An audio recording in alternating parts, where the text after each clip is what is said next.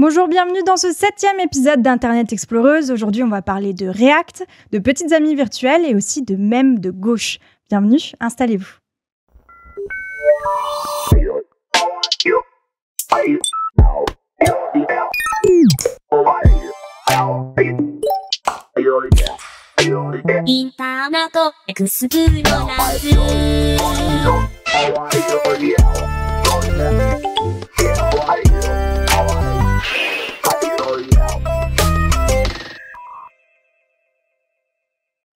Bonjour et bienvenue dans Internet Exploreuse, la mensuelle des cultures numériques. Je m'appelle Lucie et c'est la 7e émission et je suis très émue de la présenter car c'est aussi la dernière de la saison.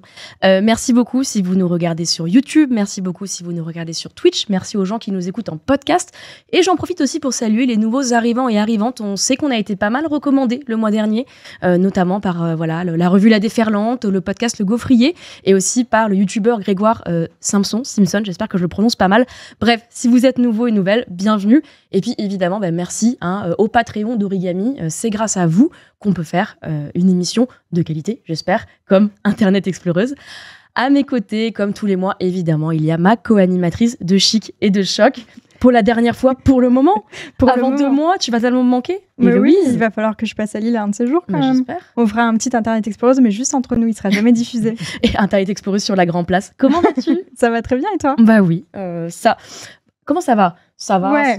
Je l'ai répondu automatiquement, mais je suis effondrée à l'intérieur. Contexte politique compliqué et ne vous inquiétez pas, on va en parler dans l'émission. Hein, on n'est pas déconnecté du monde, on en parlera. Néanmoins, Héloïse, très heureuse de présenter cette dernière émission de la saison. Moi aussi, avec ça toi. va me manquer. Ouais.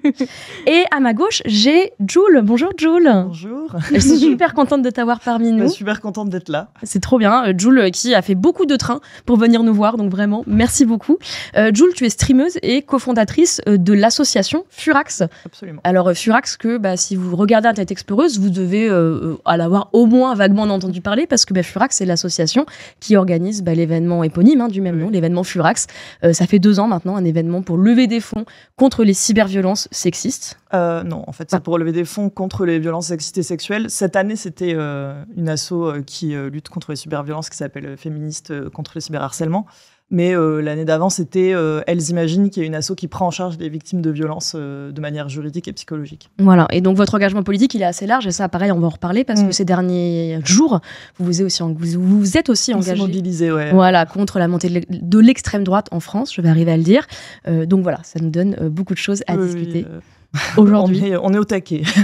tout le monde l'est parce qu'il faut bien. Oui. Au programme aujourd'hui, on va parler de Twitch, justement. C'est notamment pour ça qu'on voulait t'avoir parmi nous. On va aussi discuter de notre fâcheuse tendance de sexualiser, féminiser même les robots pour les rendre désirables. On va explorer le compte privé de Jules. Alors, je veux pas trop teaser, mais je le tease. Il y a des dingues. Il est exceptionnel. Est-ce que c'est une world première, là, ce qu'on va diffuser ou pas? Est-ce que ça a déjà été vu sur Internet? Je sais pas. Oh. Peut-être que je l'ai déjà montré en stream, mais je veux dire, du coup, ça n'a pas été montré sur Twitter. Je sais pas. World première, on va dire. Restez, ça va être incroyable. Et après, pour le même explique-moi, il y a eu un changement de dernière minute. On vous expliquera tout à ce moment-là. Et puis par ailleurs, je le précise, vu que c'est la dernière émission de la saison, en fin d'émission, on en profitera pour faire un petit point sur cette première saison et puis aussi la suite de nos aventures, parce que je vous le dis déjà, ça a déjà été annoncé, on repart pour une saison 2 à la rentrée. Sylvain voulait pas qu'il y ait des cotillons et tout, mais sinon, imaginez. Voilà. Des cotillons partout sur la moquette. Mais voilà, avant de faire le bilan calmement, je vous propose de passer tout de suite à notre première capture d'écran. T'as vu, ça rime? Ouais. Franchement, on est devenu hyper forte en transition. On les écrit même plus. On est fan. Celle-là, je l'avais écrite, je crois. Je suis désolée de casser les couilles. En tout cas, Héloïse, aujourd'hui, tu voulais nous parler de la pratique des React sur YouTube et Twitch. Bah oui, on les voit de plus en plus fleurir en tag sur Twitch et sur YouTube. Et à mon avis, le format, il est pas prêt de disparaître. Les React, en gros, c'est tout simplement le visionnage, souvent d'une émission télé, par un créateur ou une créatrice de contenu sur YouTube ou Twitch. La personne enregistre ses réactions, d'où le nom. Et on en discute en direct ou en différé avec sa communauté de spectateurs ou spectatrices. Autrement dit, il y a des gens qui donc regardent d'autres gens en train de regarder une émission télé. Pas vraiment rien à avoir à foutre de sa vie, quoi. Alors, voilà, vous avez la ref, j'espère que vous avez la ref. Moi, j'avais pas la ref, je vous préviens. Du coup, le chat, vous avez rien à foutre de votre vie. Hein. C'est vraiment. Ça, c'est une vision de voir les choses, cher Antoine. Mais on peut aussi l'analyser autrement, comme une manière de mettre un peu à distance certaines situations au format télévisé, parfois même comme une réponse à un média, la télé, qui ne remplit pas trop son rôle pour certaines catégories de la population. Mais avant de rentrer dans les détails, je voulais vous parler de comment est-ce que ce format s'est démocratisé et a gagné en popularité sur Twitch. Donc le React, ça a plus ou moins toujours existé, hein. C'est pas quelque chose qui est nouveau. Depuis l'apparition de la télé, on en voit fleurir. En témoigne le succès et la longévité des enfants de la télé. Les enfants de la télé. Tu rangerais ça dans le React, toi. Tout à fait. C'est exactement ça. Hein. C'est vraiment regarder les invités. Il y a des vidéos gags et t'as tout le monde qui rigole sur le plateau. Quoi. C'est ça. Ouais, c'est du React. Ça existe depuis. Est-ce que vous pouvez essayer de deviner? Regarde pas le conducteur. Je sais pas. Tu sais pas? Depuis combien de temps ça existe? Les enfants de la télé? Ouais. Ça existe encore? Ah, ça existe encore. 30 ans. Attends, il faut que je fasse des maths. Mais moi, c'est exactement ça, c'est 30 ans, 94. J'allais dire 90, ouais. C'est depuis 94, et la plus longue période d'inactivité, ça a été 1 an et demi en fait. Donc ça existe toujours. Cette fois, c'est plus sur TF1 maintenant, c'est sur France 2, mais ça existe toujours. D'ailleurs, si vous voulez faire des réacts de React, vous pouvez du coup lancer les enfants de la télé. Donc c'est le miroir, le miroir infini. C'est ce qui s'est passé à Furax. Oui, il y a eu un React de Flonflon qui montrait l'hôtel. C'est incroyable. Et sur Internet, du coup, ça prend des formes hyper diversifiées. En fait, on peut regarder des documentaires, comme ça a par exemple beaucoup été le cas pendant l'événement Streamer for Palestinian. Et on peut, du coup, il y a Nathalie qui a fait pas mal de docs et de réacts de docs, etc. Ça peut être aussi des émissions de télé-réalité sur plein de sujets différents, de la cuisine au monde de l'entreprise, en passant par le mariage ou ce genre de choses. Et ça peut être aussi politique. Je pense que si vous êtes ici, vous connaissez probablement Jean Massier et Backseat, etc. On peut aussi regarder des jeux télé.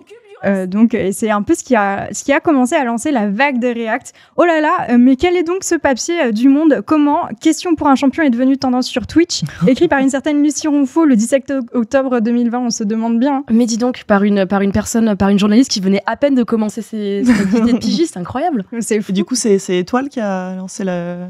Alors, justement, je suis allée interroger quelques personnes pour comprendre du coup comment ça s'est lancé. C'est surtout pendant la pandémie, en fait. Donc, Étoile a un peu prédaté tout ça.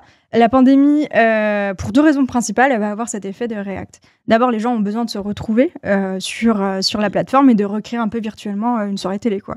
Et de l'autre, de plus en plus de personnes se lancent sur Twitch et ramènent en fait avec eux de nouveaux formats. On est beaucoup moins sur... Je sais pas si vous vous rappelez à l'époque, mais le nombre de personnes qui étaient en mode gatekeeping, non, Twitch, c'est les jeux vidéo, qu'il y ait des nouvelles choses. Pas de just chatting, Et ben c'était en réaction au fait qu'il y avait de plus en plus de personnes qui se lançaient. Et donc 4 ans plus tard, le React, c'est devenu un format hyper populaire, presque un buzzword même, parce qu'avant ça existait, sur YouTube il y en avait beaucoup, mais ça s'appelait pas React. Maintenant, tu sais à quoi tu t'attends quand tu vois une vidéo qui est estampillée React.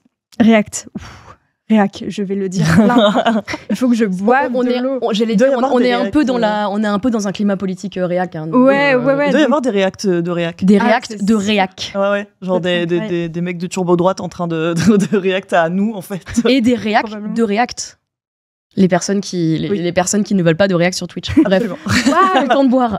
Non, même pas. J'étais absorbée, j'arrivais plus à suivre.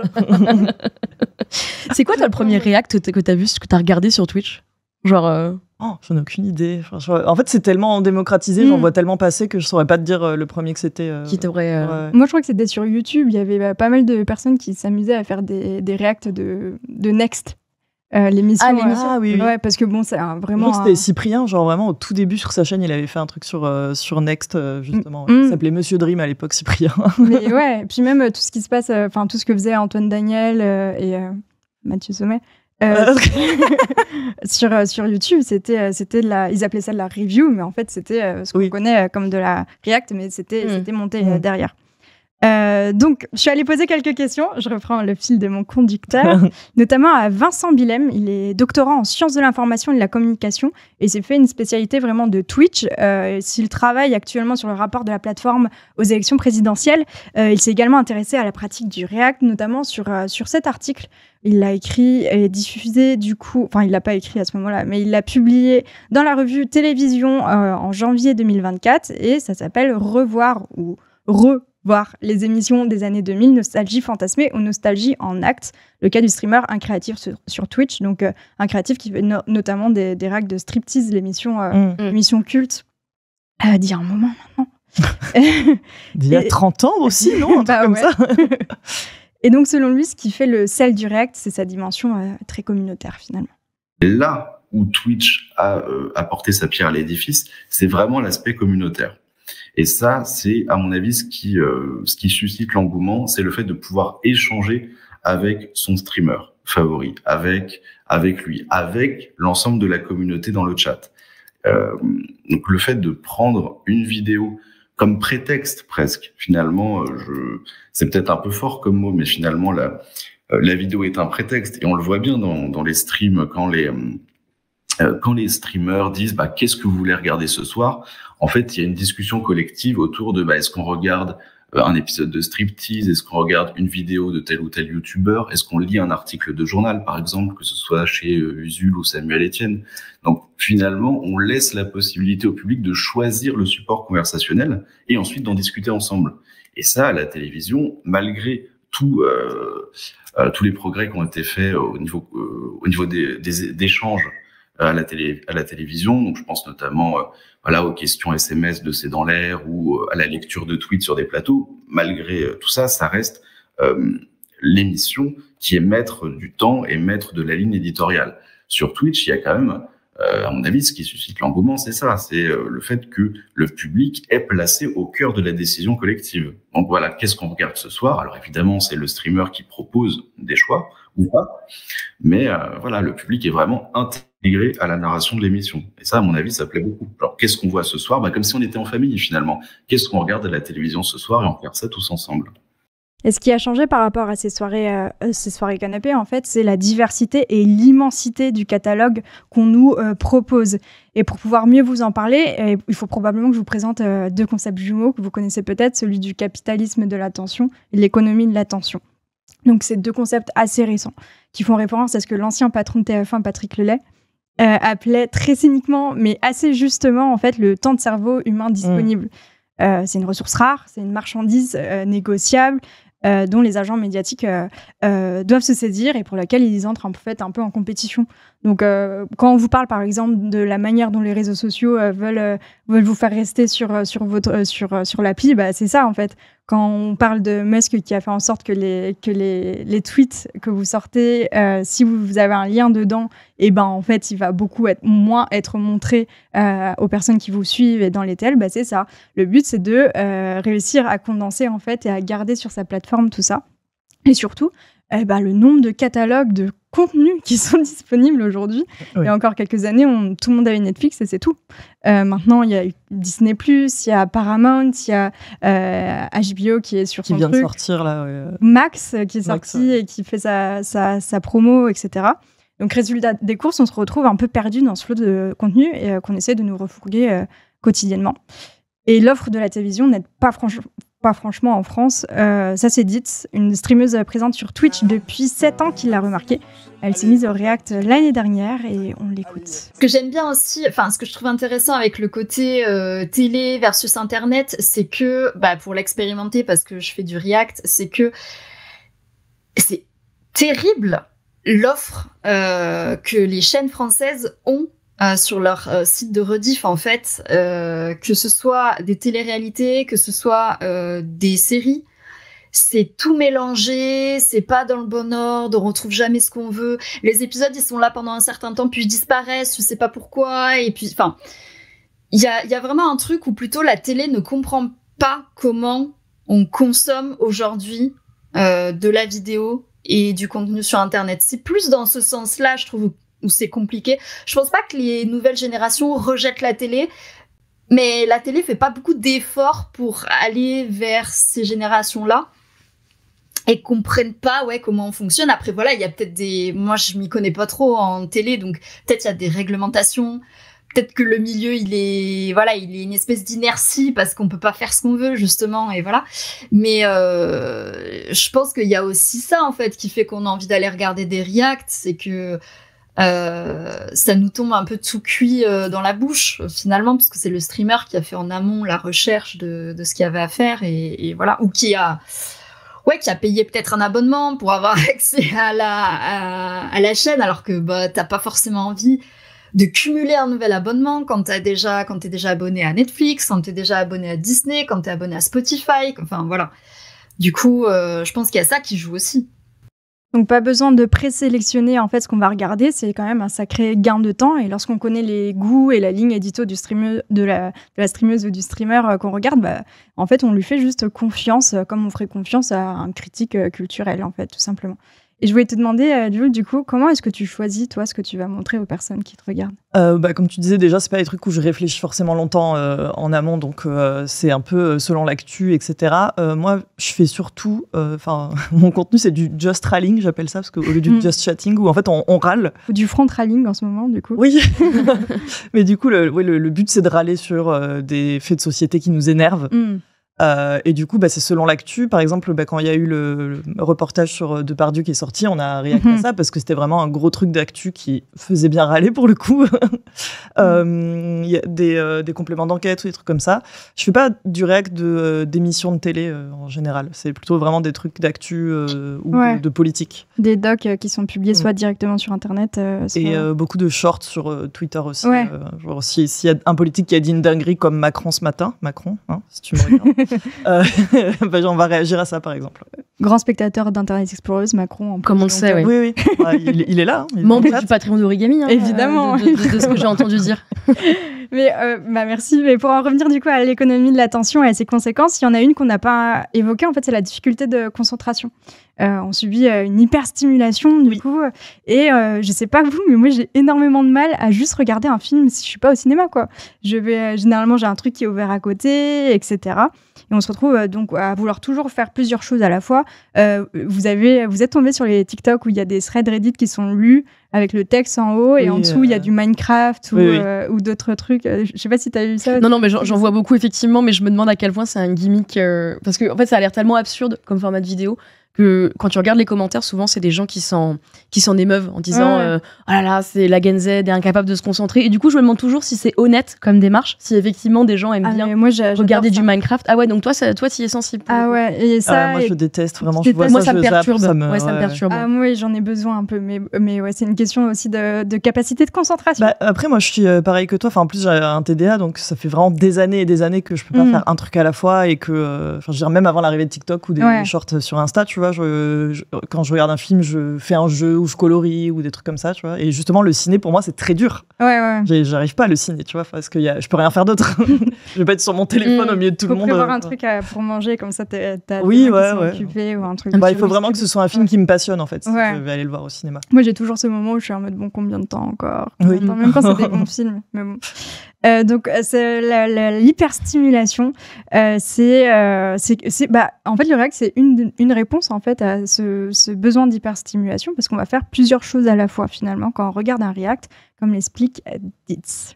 Il y a un côté où avec le react, t'es actif. Là où tu ne l'es pas quand tu vas regarder une vidéo tout seul de ton côté, ou même sur les réseaux sociaux en fait, où tu vas scroller par exemple. Et pareil, en fait, j'ai beaucoup de mal à me concentrer maintenant et tout ce qui est consommation passive, c'est là où j'ai le plus de mal. Lire un livre, regarder un film, ça m'arrive de mettre pause sur un film pour aller regarder les réseaux sociaux et je me dis mais qu'est-ce que je fais en fait ? Genre je peux pas rester 2 heures sur mon film et apprécier ce que je suis en train de regarder. J'ai absolument besoin de savoir ce qui se dit sur les réseaux sociaux. Non en fait. Et le react te rappelle toujours un peu qu'il est là, en fait. Même si tu joues à un jeu, par exemple, à côté, vu qu'il y a le streamer qui va te dire quelque chose, ça va un peu alpaguer ta concentration et te dire ah tiens, et puis tu vas écrire, et puis après tu vas être à fond dans une conversation avec quelqu'un, et ouais. ça modifie un peu la façon dont on regarde quelque chose. Donc, si on tire un peu un bilan de tout ça, finalement, les React, c'est 2 solutions en une. Déjà, on n'a pas besoin de présélectionner. En plus, c'est un visionnage qui est actif. Mais Vincent Willem, il a tiré aussi un autre bilan de tout ça. C'est qu'en fait, les React, c'est un peu incertain et donc d'autant plus stimulant. Alors finalement, Twitch, ce que ça permet, c'est un petit peu de catalyser les possibles. C'est de se dire, bah voilà, si je regarde la télévision, je suis face à un programme linéaire, je sais ce que je vais regarder, je sais où je vais, je sais quand ça finit. Twitch, ce que ça permet, et le React, c'est finalement, c'est un petit peu un catalyseur d'incertitude. Je lance le stream d'un créatif, je lance le stream d'Usul. Il peut y avoir des choses qui ont été prévues, qui ont été dites la veille, mais tout peut arriver. On peut changer en cours de route de ce qu'on va voir. On peut voilà, arrêter de regarder quelque chose et de lancer autre chose. Donc ça, Twitch, pour le coup, joue absolument sur ce marché de l'économie de l'attention, parce qu'on vous dit, bah, en fait, finalement, vous n'avez pas à choisir. Ce qu'on va vous mettre sous les yeux, c'est le streamer qui va choisir, et en fait, tout peut arriver. C'est-à-dire que vous n'avez pas le temps de vous ennuyer. Et si on sent que le public s'ennuie, comme on a un retour immédiat, eh ben, on va pouvoir changer. Et ça, c'est assez important, pour le coup, de comprendre que c'est faire le choix de Twitch, de consommer du React, c'est pas anodin, dans le sens où on sait pas trop où on va. Alors, ça vaut pour d'autres plateformes. Par exemple, ça vaut pour TikTok. Sur TikTok, vous êtes un peu enfermé dans votre bulle, dans votre algorithme, mais mine de rien, vous savez pas quand vous allez scroller, vous savez pas du tout ce que vous allez voir après comme vidéo. Alors, Twitch, de manière différente, est un petit peu sur ce même mode de on sait pas ce qui va se passer après, tout peut arriver dans les limites du cadre pragmatique de l'émission, tout peut arriver entre guillemets. Et voilà, c'est le fait qu'il n'y ait pas de chemin tout tracé qui peut plaire aux personnes, mais dans un cadre quand même assez présent, puisque on connaît la ligne éditoriale du streamer, donc on sait à peu près où on va. Il peut avoir annoncé des choses la veille. Le titre de l'émission, le titre du stream s'affiche, même si, et ça c'est la particularité de Twitch, le titre peut changer. Et ça c'est important à la télévision, à moins qu'il y ait une allocution du président de la République ou autre événement. En général, le line-up ne change pas. Là, ça change. Donc voilà, finalement, Twitch, c'est un petit peu voilà ce catalyseur des possibles où on fait des choix qui peuvent être totalement surprenants. Alors moi, pour le coup, tout ce qui est décrit là, je trouve ça ultra intéressant, mais ça me paraît un peu alien parce que c'est extrêmement différent de ma propre conso. Je fais partie de ces personnes qui regardent Twitch sur leur télé. Ouais, vraiment, quand je regarde un stream Twitch, je l'avoue, je le mets sur ma télé. Pareil pour YouTube. Mais c'est l'enfer avec la télécommande et tout. Tu fais ça à la télécommande, taper le nom de la chaîne et tout? Non, tu le castes. Ah, alors, soit tu le castes, soit moi j'ai une Smart TV, donc j'ai l'appli Twitch, ouais. Je lance un stream, je mets le chat parce que ça fait partie des contenus, ouais. Mais je suis vraiment sur un truc, la même manière. Comme la télé. Comme la télé, YouTube c'est pareil. Et tu vois, tu disais que toi t'as du mal à te concentrer au cinéma, moi au contraire, je cherche à reproduire cette expérience de cinéma, mais pour tous mes contenus. Donc, tu vois, moi mes séries, je les regarde dans le noir, mon portable il est dans ma chambre, enfin je suis vraiment à la recherche de le moins d'interaction possible avec mes contenus, quoi. Oh là là. Mais c'est différent, je le sais. Deux étrangers. Oh là là. Vas-y, reprends. Ça dégénère. Donc, je disais, c'est un peu le format rêvé pour répondre aux personnes, du coup, qui ont ces besoins de stimulation, etc. Surtout que, contrairement aux a priori qu'on pourrait avoir et qu'on va balayer directement d'un revers de la main, les jeunes, j'en parlerai un peu plus longuement, les jeunes regardent toujours la télé. Ça, c'est un fait et c'est chiffrable. Donc, si cette catégorie de la population a souvent été présentée comme peu consommatrice de télé, c'était à cause d'un problème, en fait, non pas vraiment d'a priori, mais de critères d'évaluation. Dans les chiffres de médiamétrie, donc qui est l'organe qui s'occupe de calculer l'audimat, ou ils appellent maintenant le médiamat, du coup, des médias. C'était le cas, en fait, ils ne prenaient pas en compte le fait que la consommation de télé se faisait en dehors du poste de télévision jusqu'à la fin de l'année dernière, en fait. On comptabilisait seulement vraiment genre ta télé, tu l'allumes et tu consommes du coup sur ta box ou ou je sais pas comment ça fonctionne. Moi, ça fait longtemps que je... Voilà, vous voyez, j'allais dire l'antenne. Je sais pas comment ils font les jeunes. Parce que la télé, avant d'être un objet, c'est un ensemble de formats, de règles implicites. C'est même un ton, en fait, finalement. Et tout à l'heure, tu disais en off que tu regardais pas la télé ou que tu regardais, du coup, tu faisais des réacts de trucs que tu vois passer sur les réseaux sociaux. Mais finalement, souvent, ça va être du contenu qui est produit sur la télé. Ah oui, bien sûr. Donc finalement, je suis même désolée de vous le dire, mais pour regarder un peu de la télé, là, actuellement, avec Internet Explorer, on a une forme qui ressemble beaucoup à la télé. Oui, c'est les codes de la télé. On a des codes télévisuels. Enfin, on a le plateau. Enfin, on a un générique d'intro, un générique d'outro, on a nos rubriques, etc. Finalement, on fait un peu de la télé. Je suis désolée de vous le dire, voilà. Et donc, il y a quelques mois, je vous disais que les jeunes regardaient la télé, et j'ai des chiffres pour appuyer ça. Médiamétrie a sorti les vrais chiffres, du coup, de la télé. Et donc, je vais vous lire ce qui est écrit. De manière complémentaire à leur pratique individuelle d'Internet, la télévision constitue un ancrage média familial et collectif pour les 15-24 ans. 54% d'entre eux ont un contact quotidien avec la télévision, soit 4,1 millions, 74% pour les 4 ans et plus. Ils effectuent 10% de leur consommation totale de télévision sur les écrans digitaux à domicile, ordinateur, smartphone, tablette, soit 2 fois plus que les 25-49 ans. Il y a un autre chiffre qui est intéressant aussi, c'est sur les replays. Les 15-24 ans sont particulièrement amateurs de SVOD, plus de 2 sur 3, donc 67%, en ont regardé au cours des 12 derniers mois et continuent de le faire, alors que c'est 1 personne sur 2 pour l'ensemble de la population. Ouais, ce que j'allais dire, moi je regarde beaucoup de replays d'émissions, enfin, je sais que je regarde Top Chef et je le regarde pas en direct, c'est le mardi soir je crois, je le regarde après quand je veux. Ton rythme quoi, ouais. Parce qu'en fait, du coup, avec le truc de devoir faire plusieurs trucs à la fois, j'ai besoin de regarder un truc quand je travaille. Donc quand je travaille, je me mets des Top Chef ou des trucs comme ça. Ou des vidéos YouTube. De la même manière qu'on sait très bien qu'Internet Explorer, vu notre horaire, est regardé beaucoup par des gens qui travaillent. Salut dans le chat. Je crois qu'il y a mes collègues qui regardent aussi. mais du coup, on a du mal à dire quand on a moins de 60 ans finalement qu'on regarde la télé. Parce que c'est un peu désuet de dire on regarde la télé. C'est limite un peu anachronique en fait, finalement. Et le React, ça permet de dépasser ça en invoquant la carte du second degré et du décalage, en fait. Et ça, c'est ce dont m'a parlé Vincent Bilhem. Moi, j'ai travaillé sur Striptease, sur un créatif, donc EVOD, qui regarde des émissions de striptease. En fait, ce qui intéresse les internautes, c'est l'effet de décalage. C'est les propos, c'est regarder les propos absolument sexistes j'allais dire du personnage, parce que ça devient un personnage, mais du chef cuisinier, de se dire, voilà, c'était il y a 20 ans, 20, 30 ans, et on a l'impression qu'il y a un monde qui s'est écoulé entre le tournage et la diffusion de l'émission et aujourd'hui. Donc, ça nous permet aussi d'apprécier le décalage temporel et le décalage médiatique. Ah, voilà, les vieux formats télévisuels, de les mettre en comparaison et presque de les apprécier ensemble. Et de les apprécier dans le cadre de Twitch. C'est ça qui est intéressant. C'est-à-dire que, bien sûr, on accepte de voir la télévision, mais pas à l'ancienne, pas tout seul. Il faut qu'on regarde la télévision ensemble, au second degré, de manière générale. Souvent, c'est sur la modalité du second degré. Que ce soit regarder Cauchemar en cuisine, que ce soit regarder, quelle que soit l'émission, souvent télé-réalité, c'est toujours sur la modalité du second degré. Même s'il peut y avoir... on en revient toujours un petit peu au premier degré, et parce qu'on aime consommer ensemble des contenus télévisuels, malgré tout, on est là pour avoir ce petit effet de décalage. Si moi, je me pose devant ma télé tout seul, je regarde pas. Enfin, je peux me dire que je regarde au second degré, mais c'est un peu plus dur à assumer que de se dire, on regarde ça tous ensemble et on en rigole.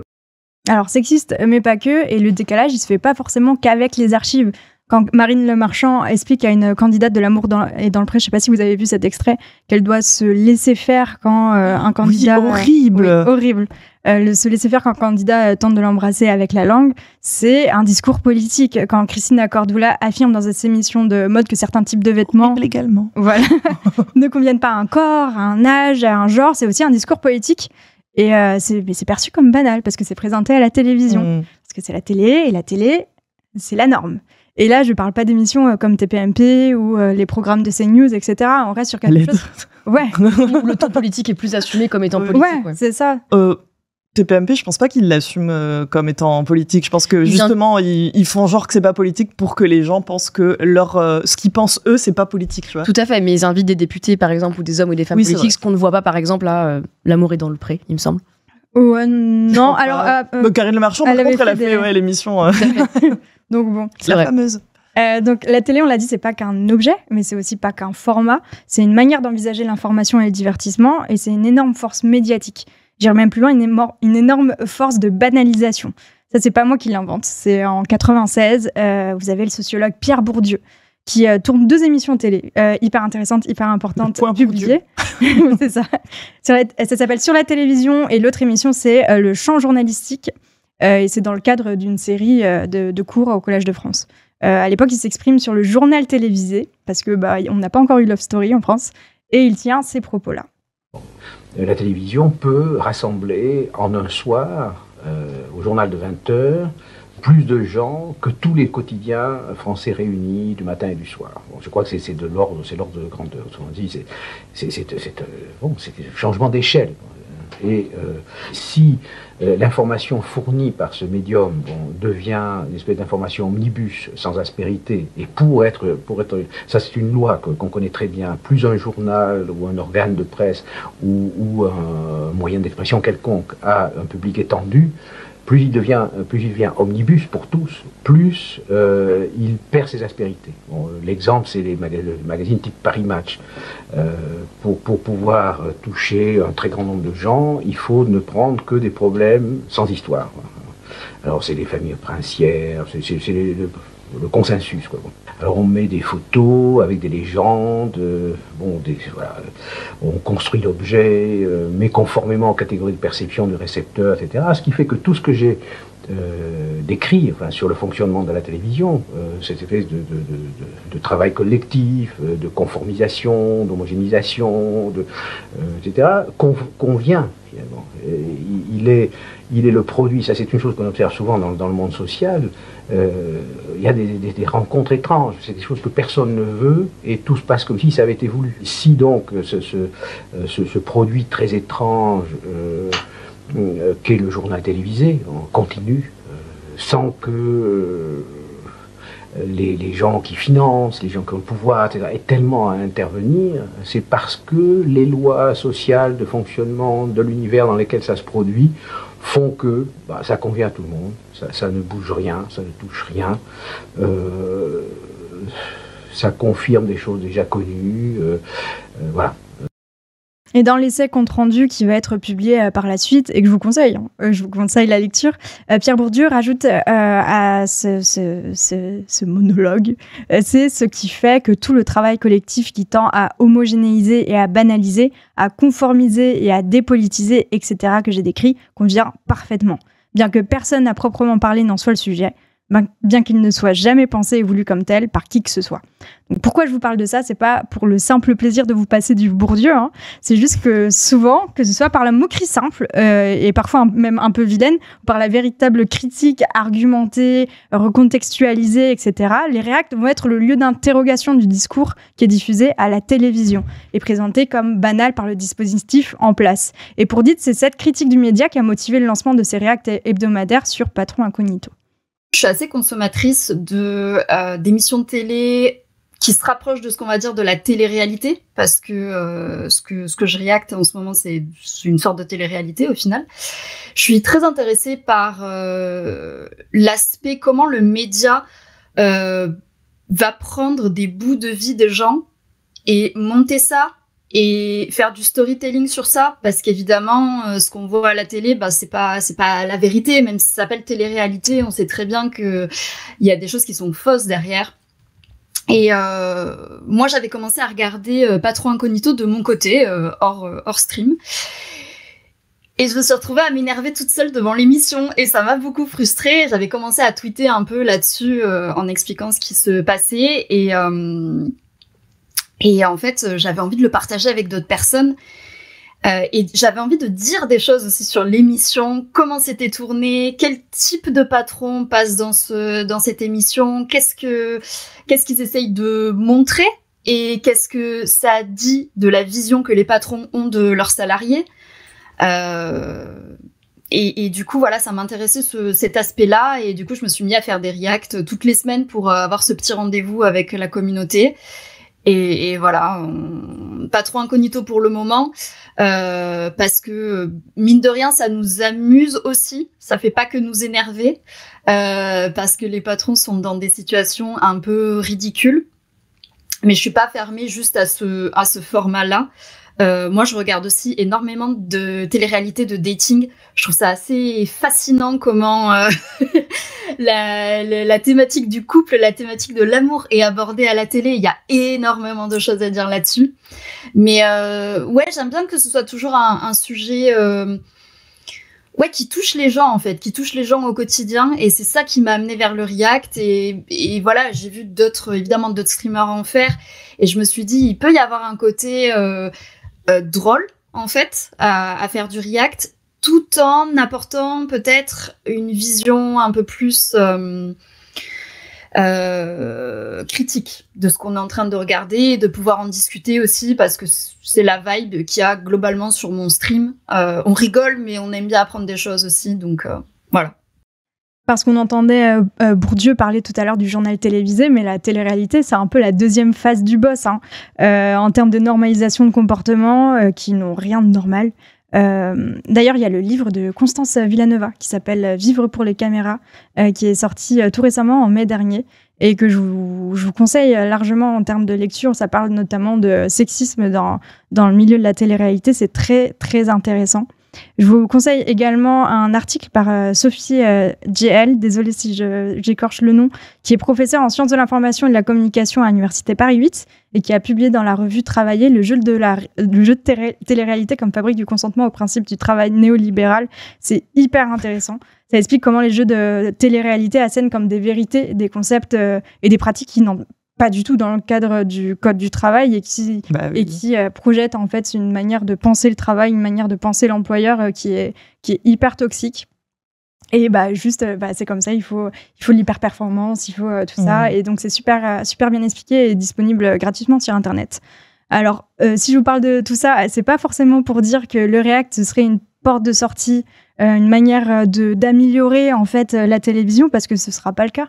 On a conscience que le React c'est vraiment consommé par une petite partie, oui, une niche. C'est très niche, ouais. Ouais, mais déjà on a commencé à avoir quelques volontés de faire entrer le React par la forme à la télé, par exemple dans L'amour et dans le pré. Maintenant, si vous regardez, il va avoir l'épisode et derrière il va avoir L'amour et dans le pré vu par les agriculteurs. Oui. Peut-être qu'un jour, ils laisseront passer un peu aussi de critiques. On ne sait pas.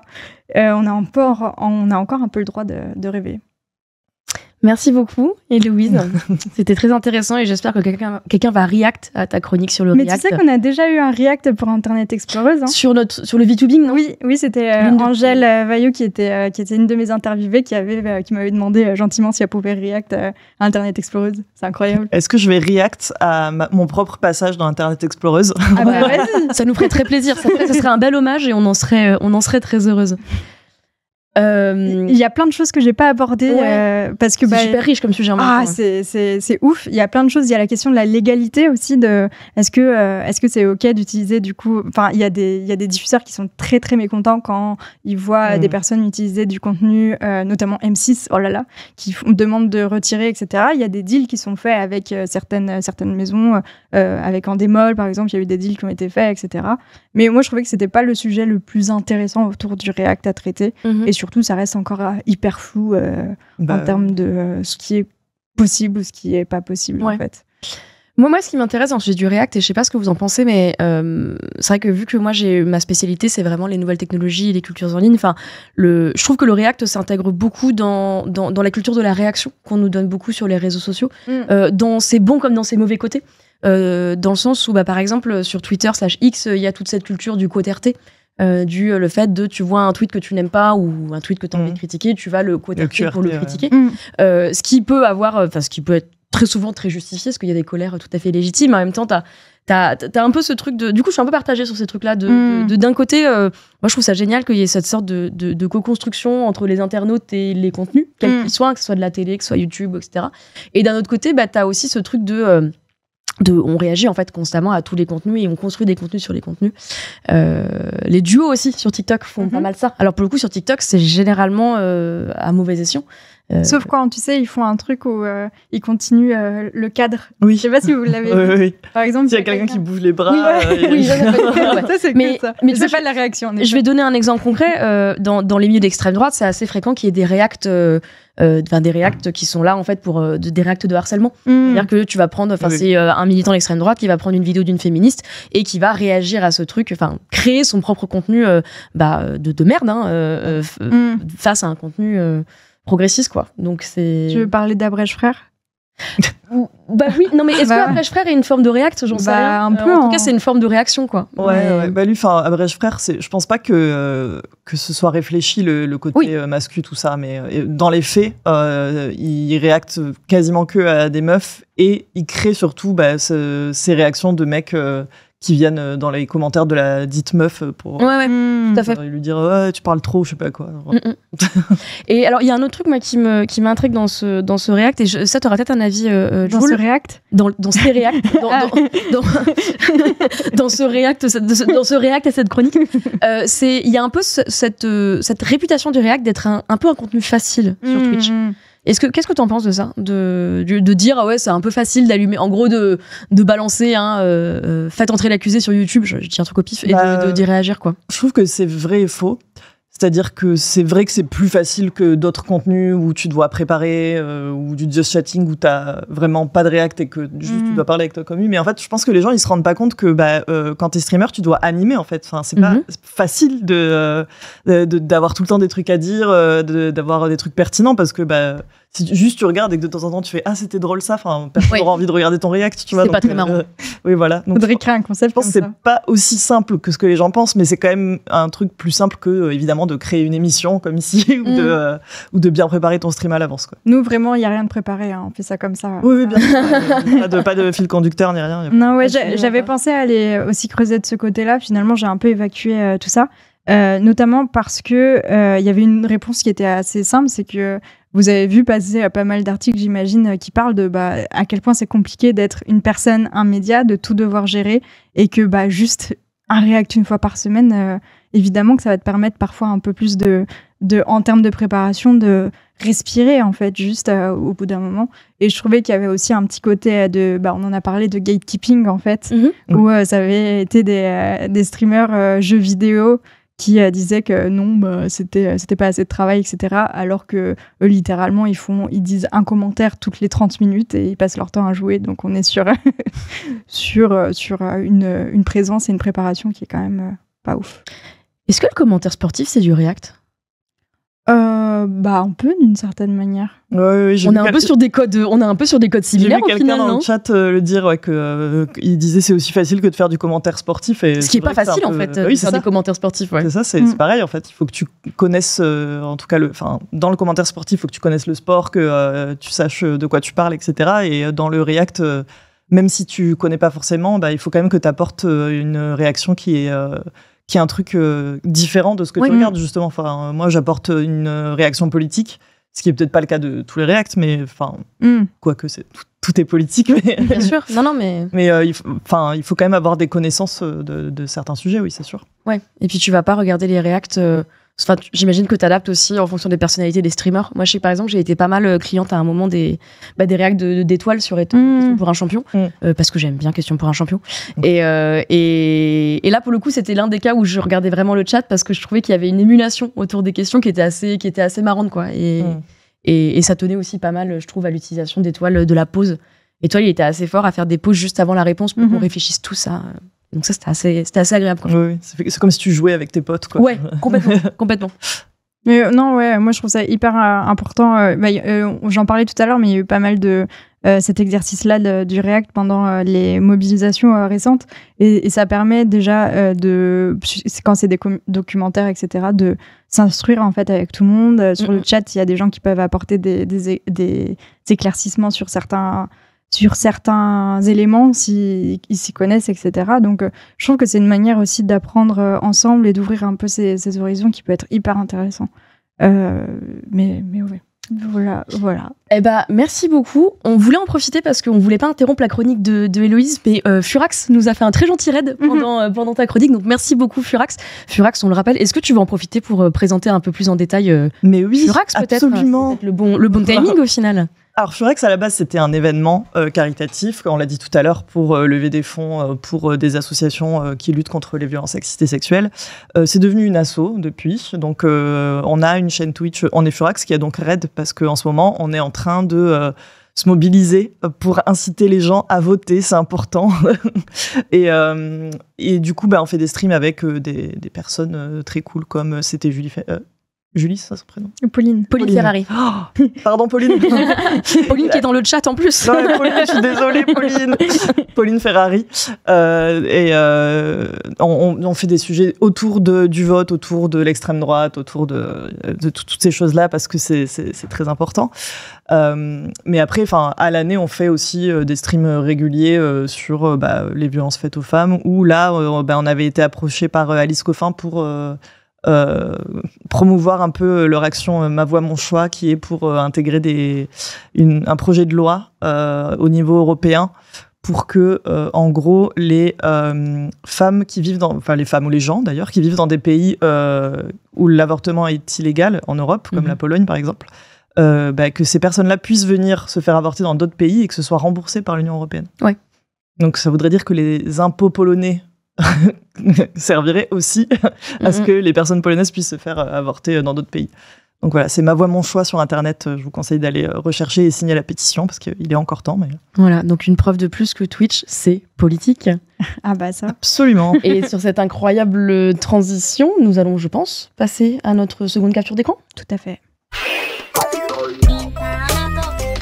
Et ce mois-ci, pour finir la saison, Lucie... Une fois n'est pas coutume, tu vas nous raconter une histoire. Je vais vous raconter une belle histoire, une histoire un peu navrante. Et une fois n'est pas coutume, également, je vais vous parler de OpenAI.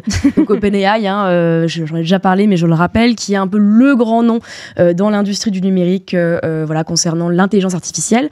Donc OpenAI, au mois de mai, fait la démonstration de GPT-4o. GPT-4o, c'est son nouveau modèle de langage, et parmi beaucoup de nouveautés, GPT-4o est doté d'une voix synthétique.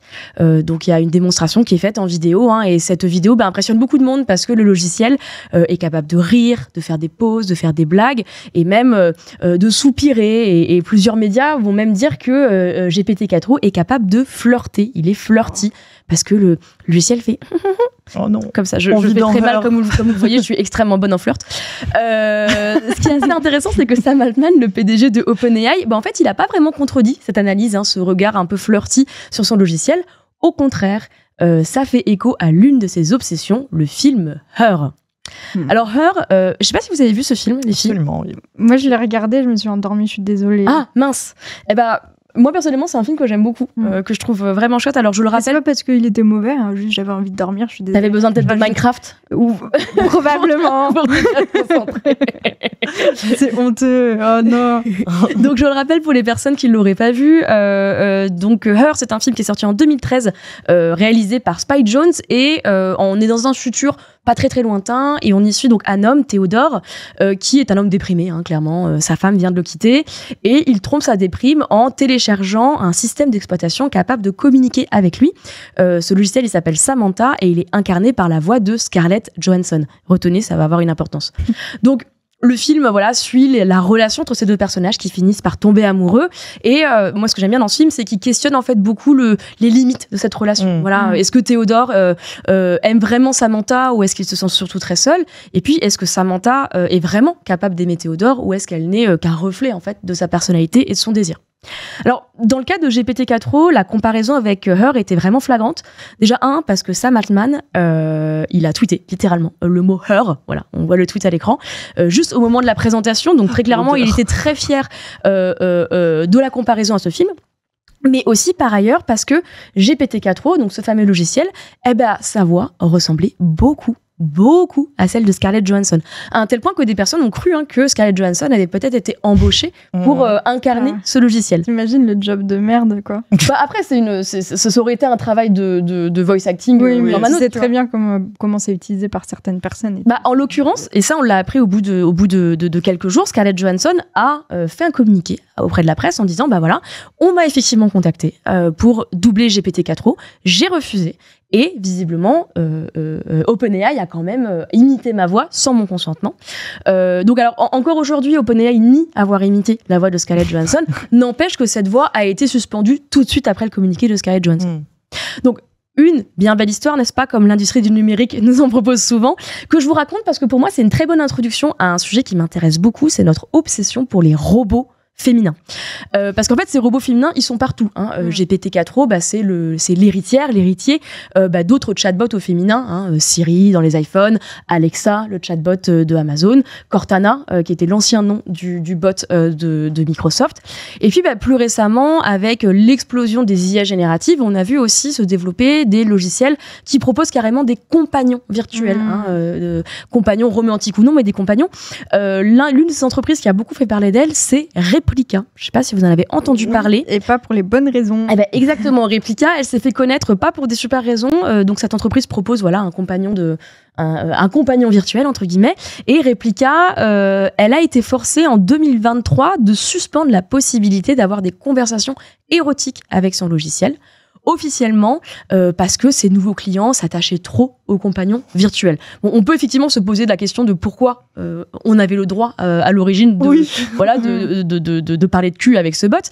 Mais toujours est-il que Replika, ça a donné lieu à des articles assez alarmistes sur... Mais je me rappelle à l'époque le nombre de messages des personnes qui se disaient vraiment en détresse en fait suite au fait qu'ils ne pouvaient plus sexter avec leur personnage virtuel. C'était fou. Ouais, tout à fait. Et ça a été un gros angle d'attaque. Et plus généralement, il y a eu un peu une vague d'articles, je trouve, qui parlaient un peu du danger du fait de tomber amoureux de robots, des petites amies virtuelles, des jeunes hommes influençables, etc. Et le truc, c'est que moi, ce discours, il m'embête un peu pour deux raisons. Déjà, le danger des femmes virtuelles, c'est un peu un grand classique médiatique. C'est un peu ces articles « Ouh là là, cet homme japonais est tombé amoureux d'Hatsune Miku, il s'est marié avec elle ». Bon, moi personnellement, je trouve ça un petit peu creux. Je trouve qu'il y a plus de choses à dire. Et justement, pour moi, le sujet à questionner, c'est pourquoi est-ce qu'on désire et on craint autant les robots féminins ? T'as commencé ton enquête par la fiction. T'as pas commencé par le réel, du coup. J'ai eu envie parce que Sam Altman, son obsession, visiblement son obsession pour les robots au féminin, en fait, il vient de la fiction, il vient de Her. Et c'est assez logique parce que avant que les technologies puissent nous proposer des simili-compagnons virtuels, en fait, la SF, la science-fiction, les a imaginés avant notre réalité. Et de règle générale, notre vision de la tech est très influencée en fait par la SF. Et en fait, dans notre cas précis sur ces robots, on peut remonter même avant la SF parce que les automates, en fait, on en retrouve dès l'Égypte antique, les automates qui sont un peu qui sont les héritiers, qui sont les prédécesseurs, pardon, l'inverse. C'est l'inverse. Et alors nous, on va pas remonter jusqu'à l'Égypte antique, ça serait ultra intéressant, mais on n'a pas le temps. On va remonter au 19e siècle, parce que c'est au 19e que se développe un intérêt pour les androïdes. Les androïdes, ce sont les automates, mais à forme humaine. Et ça, pour le coup, ça va vraiment influencer la fiction. Je peux vous citer un roman, qui s'appelle L'Ève Future, qui est considéré comme l'un des romans qui a vraiment popularisé la figure de l'androïde dans la fiction. Ça a été publié en 1886 par l'écrivain français Villiers de l'Isle-Adam et il s'appelle donc L'Ève Future. Et donc dans ce roman, un homme tombe amoureux d'une actrice de théâtre. Elle est très belle, mais elle est très bête. C'est un roman extrêmement sexiste. Du coup, cet homme... Ça me bute un peu, parce qu'on a parlé de la femme robot tentatrice, là on parle d'Ève et tout, il y a un côté très... Je sais pas si tu voulais en parler après, mais il y a un côté très jeunesse et tout. Laisse-moi finir, car effectivement, dans ce fameux roman de L'Ève Future, donc l'actrice est très belle et très bête, etc. Du coup, le héros va construire une andréide à son image. Et là, l'idée, c'est qu'il veut construire une andréide très belle, mais avec une âme supérieure. Donc on n'est pas très très loin de Sam Altman qui veut construire sa Scarlett Johansson personnelle, quoi. Et du coup, effectivement, t'as raison, ce motif de l'androïde féminin et séduisant. Donc effectivement, il y a un côté très Genèse, Adam et Ève, etc. Et puis, il va devenir extrêmement récurrent dans la SF. C'est ce que m'a expliqué Aurélie Uz. Aurélie Uz, elle est maîtresse de conférences en littérature française à l'université de Nanterre et elle est spécialisée dans la science-fiction et les cultures médiatiques. effectivement, quand on regarde les premières incarnations d'Android, en fait, c'est des femmes dans les fictions. C'est le cas aussi, en plus de Villiers de l'Isle-Adam, d'une nouvelle fantastique de Hoffman qui s'appelle Le Marchand de Sable, dans laquelle, alors, c'est pas le motif central, mais on a un personnage masculin qui tombe amoureux d'une automate sans savoir que c'en est une. Donc, le script narratif originel, c'est une histoire, je ne peux pas dire d'amour, mais de séduction, de désir envers des femmes artificielles. Et il me semble que c'est une tendance effectivement de fond qui s'explique, qui peut être rapportée aussi à la situation, à la représentation des personnages féminins dans la SF en général depuis ses débuts, puisque c'est quand même un genre masculin par ses auteurs, par ses amateurs, par ses lieux et ses modes de diffusion, par ses représentations, puisque de même que d'autres genres d'ailleurs aussi, d'autres genres médiatiques, la science-fiction a mis pendant très longtemps les personnages féminins soit à la marge, soit dans des rôles secondaires, et voire aussi dans des rôles sexués de manière sexiste, machiste, etc. Donc, pour ces avatars de femmes artificielles concrets, en fait, pour qu'elles remplissent un désir, effectivement, on peut pas manquer de voir là un fantasme de puissance et de domination masculine. Et alors effectivement, c'est frappant quand on se penche sur l'histoire des robots féminins dans la fiction, c'est toujours le même motif. La machine est désirable et elle est effrayante. Il y a toujours les deux à la fois. Alors je pourrais vous citer des tonnes d'œuvres et on en aurait pour 4 heures, mais je vais me limiter à un exemple, je pense assez connu du grand public, c'est celui du film Metropolis, qui a été, pareil, qui est considéré comme l'un des films qui a popularisé au cinéma la figure de l'androïde, ou plutôt de la gynoïde, car le saviez-vous, un androïde, en fait, c'est forcément un homme. Oui, androïde, c'est andro, voilà, du grec, et gynoïde, mais comme par hasard, l'androïde est toujours genré au masculin.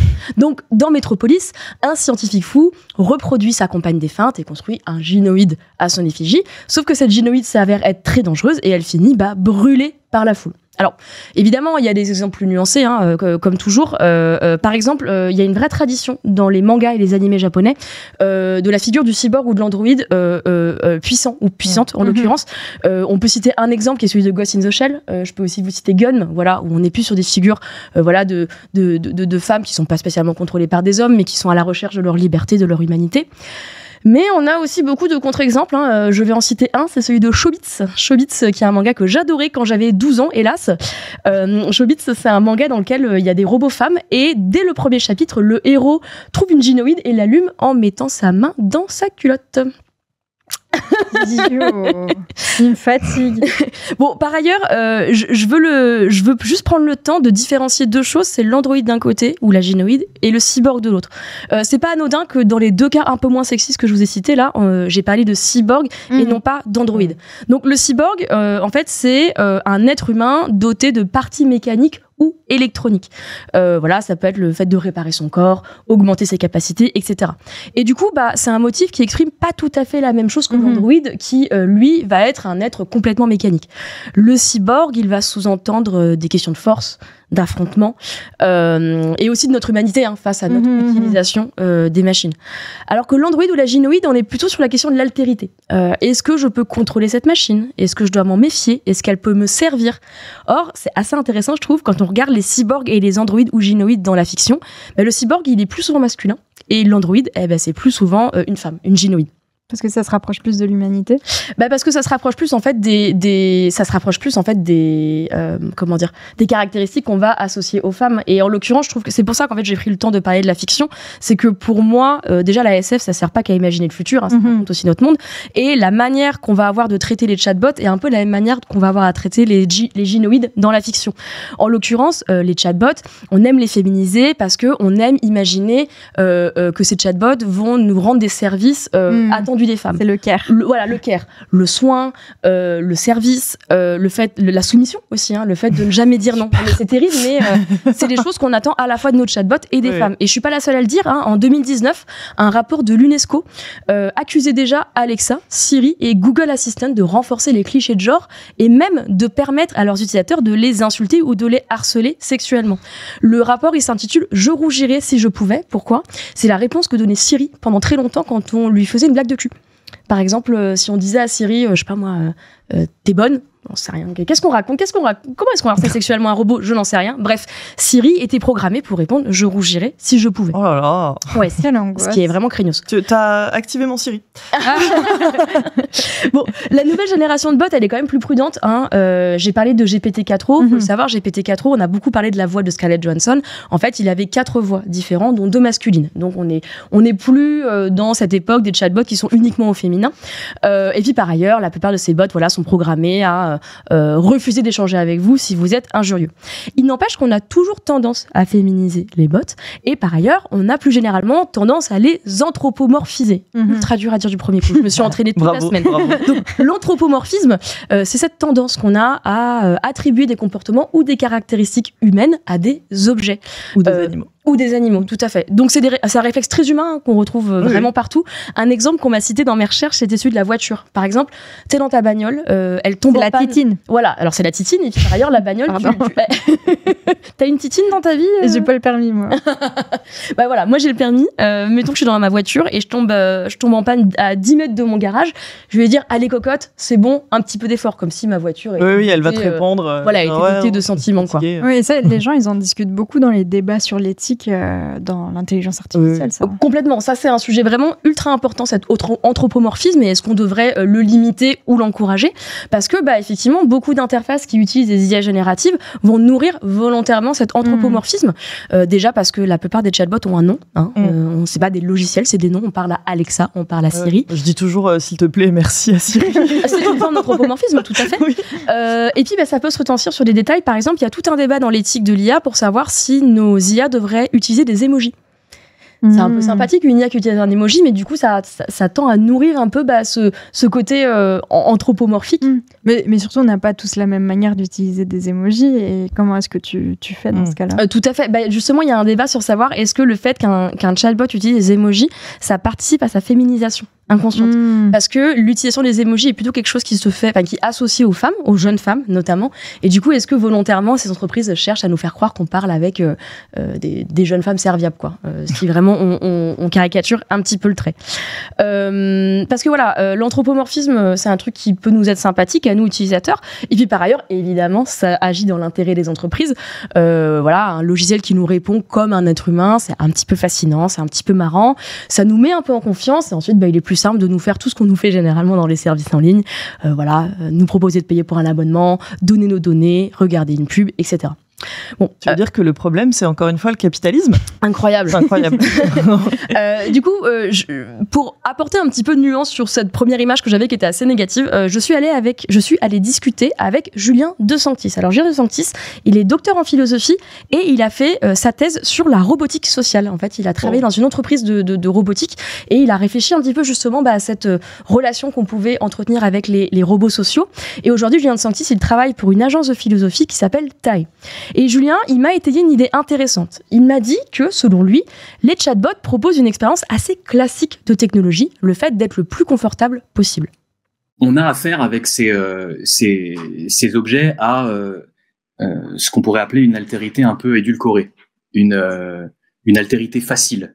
Ces objets-là, ça c'est une critique qu'on retrouve par exemple chez Serge Tisseron, le psychiatre, qui explique qu'en fait, tous ces robots, tous ces chatbots, en substance, ils vont pas être conçus pour nous résister. Est-ce qu'on a déjà vu un chatbot ou un robot qui nous dit non, par exemple? Est-ce qu'on a déjà vu un chatbot ou un robot qui se replie sur lui-même et à qui il faut sortir les vers du nez? Non, la plupart de ces robots, en tout cas à ma connaissance, ils sont là, ils sont disponibles, ils sont là pour aller dans notre sens.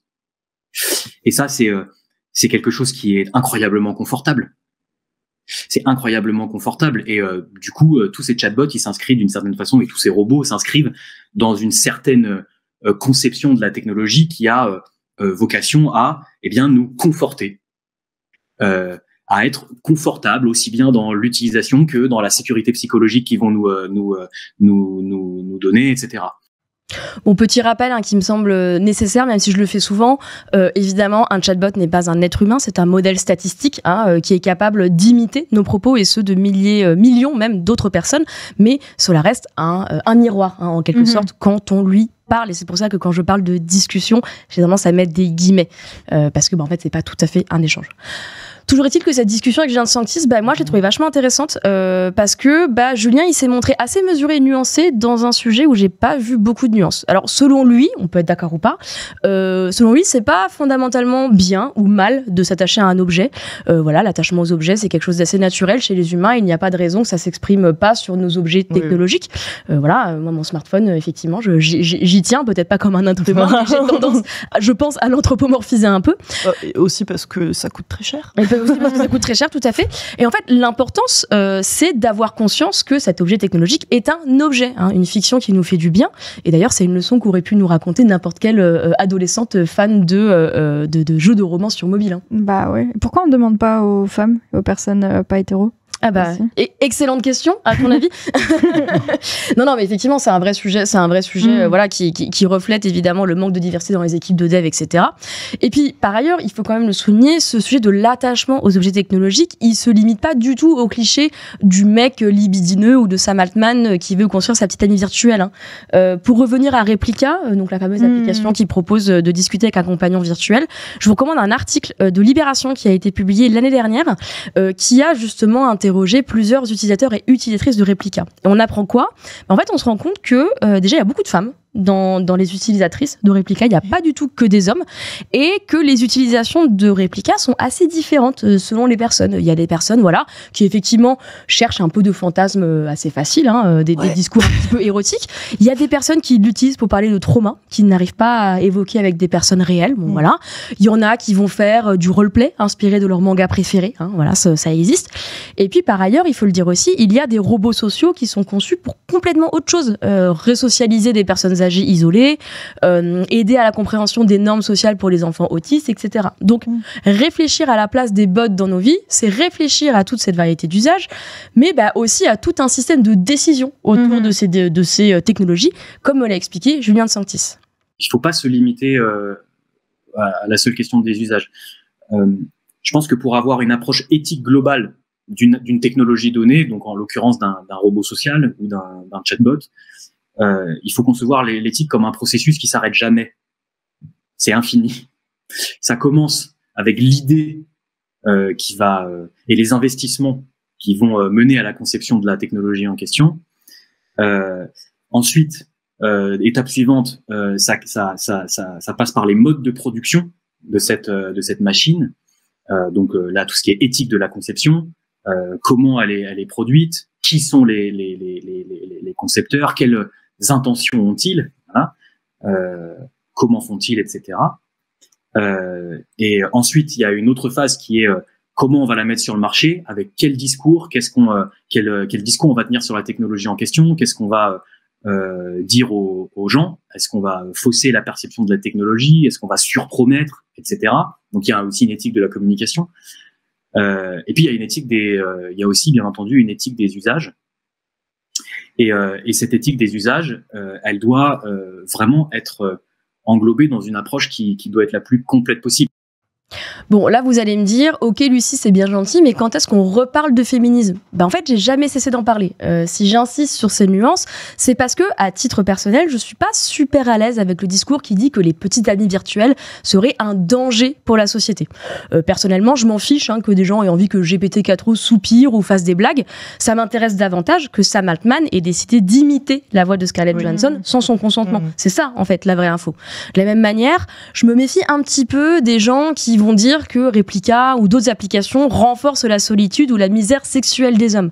Déjà, comme on l'a vu, Replika, il y a des femmes qui l'utilisent, et visiblement tout le monde s'en fiche de la solitude des femmes.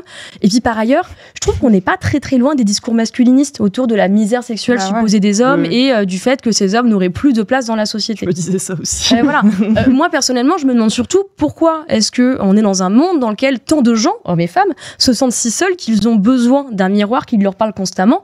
Voilà, et qu'il et elle se tournent vers une entreprise privée plutôt que d'évoluer dans une société qui prend soin de tous ses citoyens et ses citoyennes, quoi.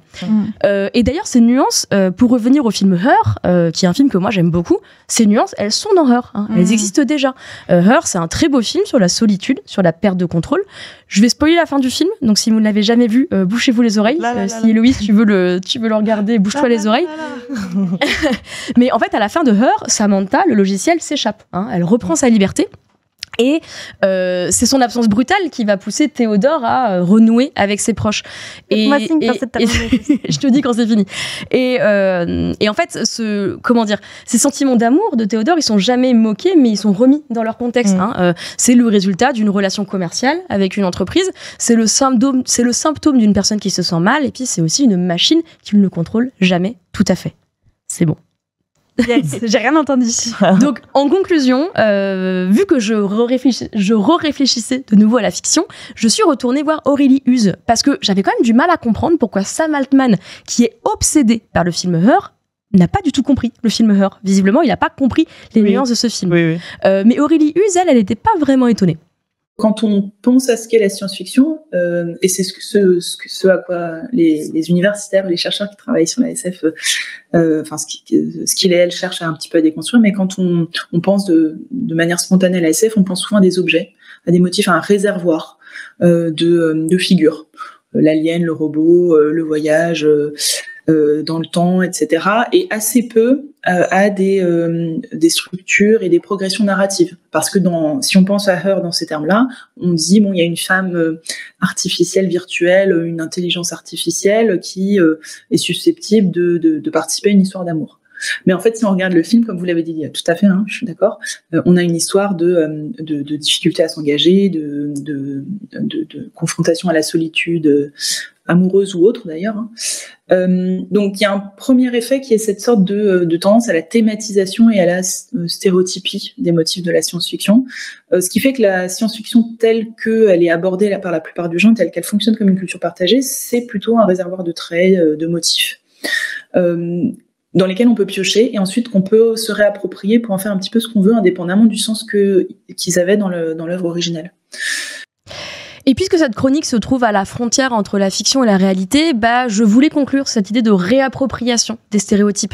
Alors j'en ai déjà parlé dans Internet Exploreuse parce que c'est un texte qui, moi, est très cher à mon cœur, mais la figure du cyborg, elle a inspiré l'un des textes majeurs du féminisme des années 80, c'est le Manifeste cyborg de la philosophe Donna Haraway. Alors, c'est un texte, je vais pas vous mentir, qui est un peu difficile à lire, que vous pouvez d'ailleurs lire librement sur Internet si vous le souhaitez, mais si je devais le résumer en 30 secondes, en gros, le propos de Donna Haraway, c'est de dire que ce que représente le cyborg, les frontières floues entre l'humain et la machine, c'est une bonne chose pour les femmes parce que ça nous permet de réfléchir à comment s'affranchir de nos rôles de genre.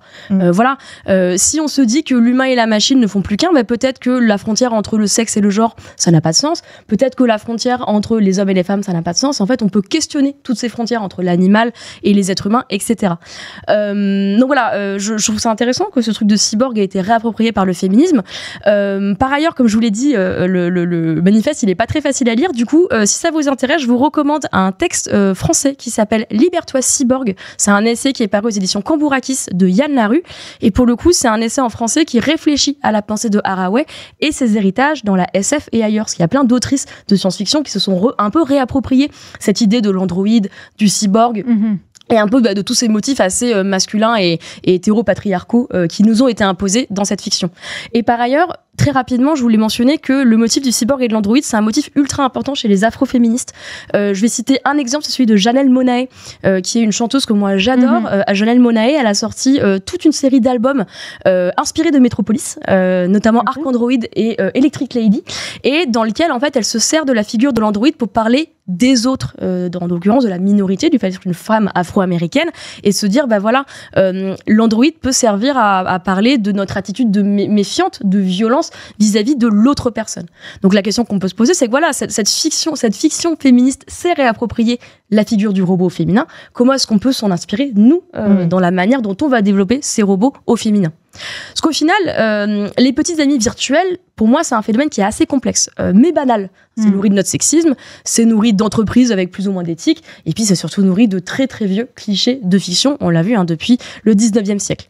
Selon moi, on n'empêchera jamais des gens de s'enticher de personnages qui n'existent pas, parce que voilà, on peut y trouver du réconfort, on peut y trouver de l'excitation, on peut y trouver du divertissement aussi. Je veux dire, moi quand j'étais ado, je faisais des RPMSN sur mes mangas préférés, c'est pas très très différent, c'est juste que t'as pas une autre personne au bout du fil, et à la place, c'est un robot. Moi, je faisais du RP sur les forums, évidemment, de trucs fantastiques. Moi, j'ai jamais fait de RP. Aïe. Donc, en gros, pour moi, ça, c'est pas forcément anormal ou inquiétant. Par contre, on doit réfléchir au contexte dans lequel naît cet amour, cet attachement. Qui garde le contrôle? Parce que, en fait, les petites amies virtuelles, finalement, elles disent autant de choses sur notre relation aux femmes que notre relation aux machines. Oh là là. J'adore parce que tout le temps, elle soigne trop bien. Ces chutes, elle est trop forte. Ça me manquait. Je vais t'appeler, on se fera des vocaux et tu feras des chutes vocaux comme ça. si tu veux, ouais. Des vocaux chutes. Vous avez déjà parlé à un chatbot? Par Siri. Oui, voilà, Siri. Siri, je lui demande de me mettre mes minuteurs quand je cuisine, ouais. Et tu lui dis merci. S'il te plaît, merci, ouais, vraiment. Ouais, non, mais c'est marrant. Moi, j'avais un truc dans l'internet, genre de quand j'étais au collège ou au lycée. Tu sais, on avait plein de petits sites qu'on kiffait, genre Akinator, où on s'amusait à aller. Vrai, oui. Et il y avait un site qui s'appelait Evibot, je crois. Evibot. Oui, tu me l'as envoyé, ouais, tout à fait. Où c'est une meuf et du coup, elle a des expressions faciales, en fait. Et en fait, le bot, il était alimenté par les réponses d'autres personnes. Et donc, tu te marrais à lui envoyer des trucs et tout, mais très rapidement, ça tournait en rond parce que tu disais, parce qu'elle te disait, tu es un robot. Et tu disais, mais non, c'est toi le robot, vu que tu récupérais les réponses Et du coup, ça tournait en rond comme ça, et ça m'énervait un peu. J'étais frustrée, comme si c'était une personne qui était en train de me gaslight, en fait. C'était bizarre. Mais je m'amusais bien dessus. C'était quoi le site aussi où tu pouvais chatter avec des gens, et c'était soit un robot, soit une Ah oui, il y avait personne. ça, où tu devais savoir si c'était un robot ou une personne. C'était il n'y a pas si longtemps. Ouais, la personne en face devait deviner si toi, t'étais un robot ou une personne, et inversement. T'avais vu passer ça Peut-être le chat, info chat. En parlant du chat, je vois une personne qui cite, et il ou elle a raison de le signaler, que les auteurs et les autrices trans se sont pas mal récupérés, se sont pas mal réappropriés aussi le côté, ce motif de l'androïde et du cyborg, voilà, sur le côté, la frontière entre le corps qu'on veut, le corps qu'on a, enfin le genre, le sexe, enfin moi c'est un motif que je trouve vraiment fascinant, et il y a pas de raison qu'on le laisse uniquement aux auteurs extrêmement sexistes comme Villiers-le-Liadon, par exemple. Il y a quelqu'un qui parle de The Circle, qui est une télé-réalité de Netflix où, en fait, chacun des participants est dans une pièce. Ah oui, il y a une saison, en effet, où c'était une intelligence artificielle, la dernière, je crois. Ils doivent savoir si c'est une vraie personne ou comment ils appellent ça, catfish, je crois. Et cette année, il y avait un robot qui a réussi à se faire passer pour une vraie personne. Après, j'interroge quand même pas mal l'intervention humaine dans tout ça. Oui, bien sûr. Parce que je pense que c'était surtout le buzzword pour pouvoir balancer les trucs. Oui, ils disaient que c'était une IA, mais si ça se trouve, c'était juste la prod qui tapait. Ouais. Il faut le rappeler, l'IA, c'est un terme marketing qui recouvre énormément de choses. Et puis, en fait, une IA est avant tout le produit de beaucoup de travail humain. Tout à fait. Je pense qu'on a fait le tour de cette question. Je pense qu'il est temps de passer au compte privé, non? Il est temps de passer au compte privé. Super. Le compte privé, donc vous commencez à connaître un peu la chanson. C'est le moment où on explore l'internet de notre invité. Et donc tu m'as envoyé quelques réponses en amont et j'étais comme ça. Vraiment, ça va être trop cool. Du coup, une sélection de 6 questions qui vont parler un peu de ta manière que tu as eu d'envisager Internet ou que tu as de l'utiliser encore aujourd'hui. Et la première, c'est tout simplement, quand je te dis Internet, tu me réponds quoi? Je sais plus ce que je t'avais répondu du coup. L'endroit. Ah oui, l'endroit où il y a tout. C'est vraiment ça. C'est genre, j'ai besoin d'un truc, il y a Internet, quoi. Comme on disait tout à l'heure, je suis vieille. Et donc j'ai connu. On n'utilise pas ce mot dans Internet Explorer. Non, mais du coup, j'ai connu une époque où j'étais genre relativement grande et où Internet n'existait pas, tu vois. Du coup, j'ai connu l'époque où quand t'allais quelque part, il fallait une carte, il fallait que t'aies un plan de la ville où t'allais. Et puis après, maintenant avec Internet, je peux avoir mon GPS sur mon téléphone, tu vois. Donc il y a tout. Cet aspect sac de Mary Poppins. Tu vois, Oui. Marie. Oui, Pardon. je l'ai. Est-ce que cette référence était trop abscon? Mais Voilà, est-ce parce que- qu'on est vieille, t'inquiète. Est-ce qu'il n'y a pas un truc aussi avec les smartphones vraiment où ça a vraiment eu un shift différent parce que avec Internet, tu as pu commencer à préparer si tu partais en voyage, etc. Mais avec le téléphone, le fait d'avoir Internet partout avec toi, ça a changé quand même encore plus de choses. Le côté portabilité, ouais. Ouais, encore plus de choses. Ok, super. La deuxième, je l'aime beaucoup. C'est si tu ne devais garder qu'une seule app non essentielle sur ton smartphone, laquelle serait-elle? C'était mon app de coloriage. Je crois qu'on a une vidéo. Ouais, on a une vidéo Apsicolor. Et tu fais ça sur smartphone ou tu fais ça sur smartphone? Sur smartphone, ouais. Ouais. Parce que du coup, tu as la possibilité de zoomer comme c'est ça. Et de colorier. Et en fait, tu vois, c'est exactement le soir, ce qu'on disait, je me mets un film, une série ou une vidéo YouTube et je fais mon coloriage devant, quoi. Et tu peux mettre les couleurs que tu veux ou est-ce que c'est... Non. En fait, tu choisis une couleur et tu dois retrouver sur la map, entre guillemets, la couleur et tous les remplir. Ok, oui, vraiment les coloriages à numéros comme quand on était petit. C'est ça. Et avant, tu le faisais sur cahier et tout? Oui, avec ma mère, quand j'étais ado, on se mettait toutes les deux devant la télé à faire nos petits coloriages. C'est trop cool. C'est trop cool. Elle imprimait, je me rappelle, des mandalas qu'elle allait chercher sur Internet et on les coloriait. La prochaine question, c'est à quoi ressemble ton fil pour toi sur TikTok? Il y a plein de trucs, ouais. C'est ce que j'ai essayé de te faire un peu une liste, mais il y a beaucoup de politique, évidemment. Beaucoup de chiens, parce que j'ai un chien. Jim, si tu me regardes. Il y a eu plusieurs références à ton chien sur le chat déjà. C'est normal, c'est une star.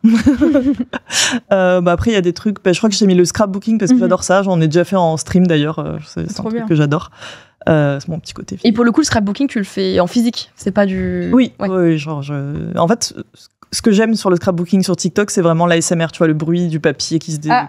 On a débloqué ASMR du côté. Mais moi, j'aime pas trop, à part justement le papier, tu vois, j'aime trop le bruit des papiers qui se collent et tout. Ouais, je comprends. Oui. Mais après, en fait, il y a plein de trucs sur ma TL et un truc un peu niche que j'adore, c'est les personnes qui bossent dans les métiers de service, tu vois, comme un serveur, par exemple, ou genre une caissière ou un truc comme ça, qui vont rejouer en fait une interaction qu'ils ont eue avec un client. De la ASMR aussi? Non, c'est ils font, c'est un peu comme de la comédie, tu vois. Des sketchs, ouais. Ouais, c'est ça, ils font genre la cliente qui arrive et qui fait appelez-moi votre manager ou je sais pas quoi. Enfin, tu vois, voilà. Et pourquoi tu penses que t'as ça spécifiquement dans ta timeline? C'est parce que t'as eu un boulot de service et qui fait que ça t'a... Alors, j'ai eu des boulots de service, mais je crois pas que c'est un rapport. Je pense juste vraiment, j'aime bien voir les gens, parce que il y a un petit côté créatif de refaire, rejouer tout ça, et en même temps, ils parlent un peu de leur vie. Enfin, je sais pas, j'aime bien. C'est marrant. Je l'ai pas. C'est comme quand je faisais l'hôte de caisse, l'hôtesse de caisse quand j'étais gamine et tout. Il y a un côté aussi un peu ordonné. Oui. Où tu règles ton truc. Et des recettes également. Ah oui, des recettes. Oui, ça, c'est juste parce que je cuisine quasi jamais. Et du coup, je trouve que ça me motive de voir des recettes qui ont l'air jolies ou qui ont l'air super bonnes. Par exemple, j'ai fait ma crémaillère il y a quelques mois et j'avais fait un faux gras. J'avais retrouvé la recette. Trop bien. Il est vraiment il a vraiment goût de foie gras. Genre, j'étais choquée. Et t'arrives à... Parce que moi, parce que moi, j'aime bien les recettes aussi, mais en vidéo, j'ai du mal à les suivre. Parce que du coup, quand je veux les retrouver... note. Ah oui, d'accord. Ouais. En papier. Oui. Ce qui me rend folle, c'est que dans les recettes, souvent sur TikTok, il n'y a pas les quantités. Souvent, en fait, elle le met dans la description après. Enfin, je suis pas allée jusqu'à la description aussi. Oui. Trop occupée à regarder Minecraft. Évidemment. La prochaine question, c'est ma préférée. On t'a demandé si tu avais un Skyblog et à quoi il ressemblait. Alors, j'étais pas sur Skyblog, j'étais sur Canalblog parce que j'étais un peu mieux que... J'étais pas comme les autres filles, tu vois. Respect. Non, et du coup, en fait, j'étais à l'époque très passionnée de MotoGP, donc c'est les grands prix moto, comme de la F1, mais en moto, quoi. J'étais très très fan d'un pilote en particulier qui s'appelait Valentino Rossi, qui était genre vraiment le Schumacher de l'époque, si vous voulez. J'essaie de trouver des rêves qui parlent aux gens. Et j'avais un blog sur lui, du coup, et où je commentais en fait les grands prix à chaque grand prix.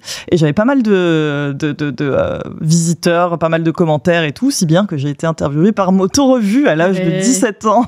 Et on a des images. Aïe. Et donc ça, c'était les photos qui ont été publiées dans Moto Revue. Je crois. Non, finalement, il n'est pas sorti en fait l'article parce que la rédaction a pas voulu. C'était le journaliste qui voulait faire ça. Et qui avait fait, Oh non. C'est passé à la trappe, mais quel dommage. regardez mon beau blog, regardez la DA incroyable. Jaune, là. Ouh. Parce que c'était ses couleurs, tu vois, la casquette, c'est Mais sa tout est casquette à lui. incroyable cette image parce que t'as les vieux casques, les vieux casques en mousse là, Oui. dont la mousse Qui faisait très désagrégée. mal aux oreilles. T'as la pile de CD. Oui. T'as les lunettes, t'as tout. Il y a tout, il y a la casquette. Les 1000 bracelets au bras là. Le collier, tu sais, qui est fluorescent dans la nuit. Oh. Ah ouais. Incroyable. Canal Blog plus ça commence à faire. Ouais, ouais. Mais est-ce que, parce que on en a déjà un peu discuté avec Lucie, moi j'étais sur les blogs, j'étais sur Skyblog, de fiction surtout en fait. Et il y avait vraiment un gros échange avec d'autres personnes qui tenaient d'autres blogs de fiction, etc. C'était pareil pour la moto du coup? Non. Oh. Non. Enfin, ça arrivait que il y a d'autres blogs de moto qui venaient commenter. Et moi, j'allais commenter chez eux, tu vois, mais c'était pas, il n'y avait pas un truc. Il n'y avait pas l'entraide entre. Ouais, non. C'est honteux. On t'avoue la moto. Et du coup, on en discutait tout à l'heure, c'est fini la moto.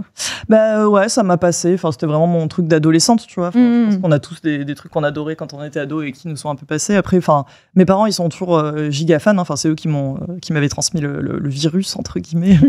Genre, ils vont au Grand Prix moto à Barcelone quasi tous les ans, quoi, parce que comme ils habitent dans le sud, c'est plus près que d'aller au Mans. J'étais déjà allée quand j'étais ado avec eux. Enfin, genre, c'est vraiment un truc comme les familles qui vont au foot, en fait. Ouais. C'était votre pratique, quoi.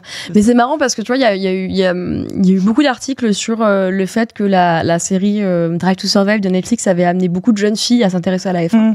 En fait, je pense qu'on sous-estime complètement l'intérêt des jeunes filles pour les sports automobiles. En général, automobile ou mécanique, du coup. En général, la preuve, tu vois, t'étais une adolescente et tu kiffais la moto. Donc, c'était aussi ça qui avait un peu intéressé le journaliste pour l'article sur Moto Revue, c'était que il s'est dit c'est une meuf, c'est une ado, adolescente de 17 ans, et elle arrive à attirer du public en fait sur son blog. Et du coup, tu faisais quoi? C'était des comptes rendus? C'était des je faisais le résumé de ce qui s'était passé dans le Grand Prix, et surtout j'avais une chronique qui s'appelait les perles des commentateurs, où je mettais tous les trucs débiles ou drôles qu'ils trop avaient bien. dit. Moto Revue, si vous existez toujours, il y a un article à ressortir du coup de vos. Regardez-nous. Je crois que c'était 2004, un truc comme ça. Ou 2003-2004. Ou 20 ans, quoi. Regarde le PC, quoi. Cette photo. J'avoue, c'était il y a 20 ans. Bah oui, c'est il y a 20 ans. Oh là là, ça ne me rajeunit pas. Aïe. La prochaine question, elle m'a fait rire aussi, c'est quoi ton premier souvenir d'Internet? Alors, c'était dans les années 90, encore, je devais avoir 11 ans peut-être, 11-12 ans, un truc comme ça. Et on venait d'avoir Internet, et il y avait vraiment pas grand monde qui avait Internet à l'époque, ni même un ordinateur.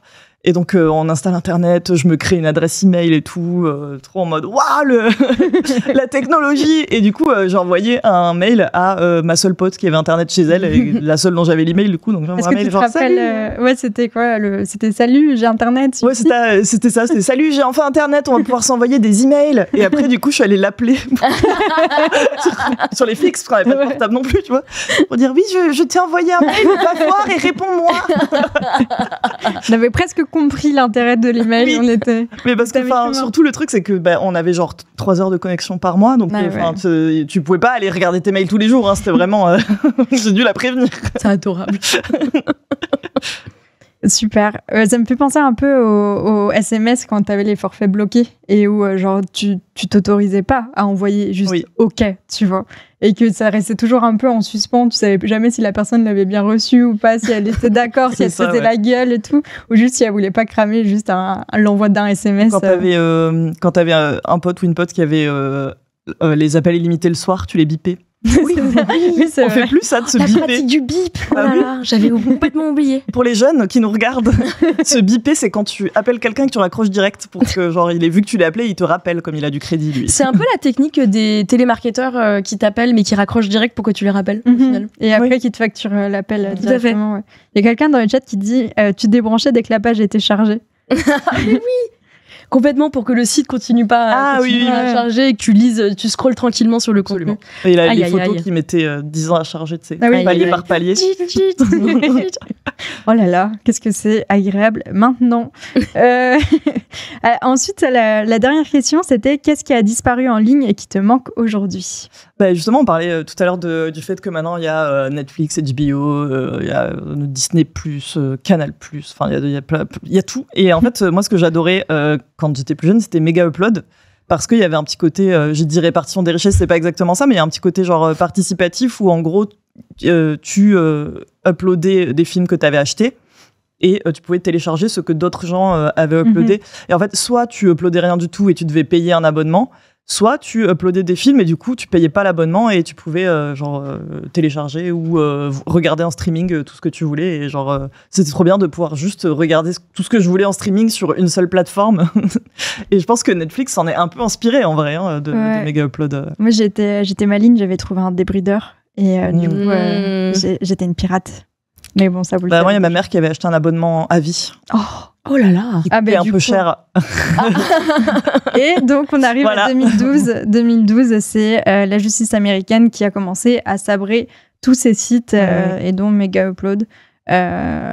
Et donc, on n'a jamais revu vraiment d'équivalent, parce que directement après, tu as eu Netflix qui s'est lancé, etc. Et puis voilà. Sauf que j'ai lu plusieurs articles à ce sujet, il y a la pratique du piratage, alors n'a jamais évidemment disparu, mais revient vraiment en force dans les nouvelles générations du fait de l'éclatement des c'est ça, qui fait que c'est beaucoup plus compliqué, et puis aussi de la dégradation du service. Et puis Adopi, Non, je rigole. Mais voilà, et que du coup, il y a aussi je vois beaucoup sur TikTok de gamins que j'identifie comme des gens très jeunes, qui disent, mais en fait, comment télécharger légalement, comment ça marche? Et t'as des gens plutôt de mon âge qui disent, alors, le peer-to-peer, comment ça marche?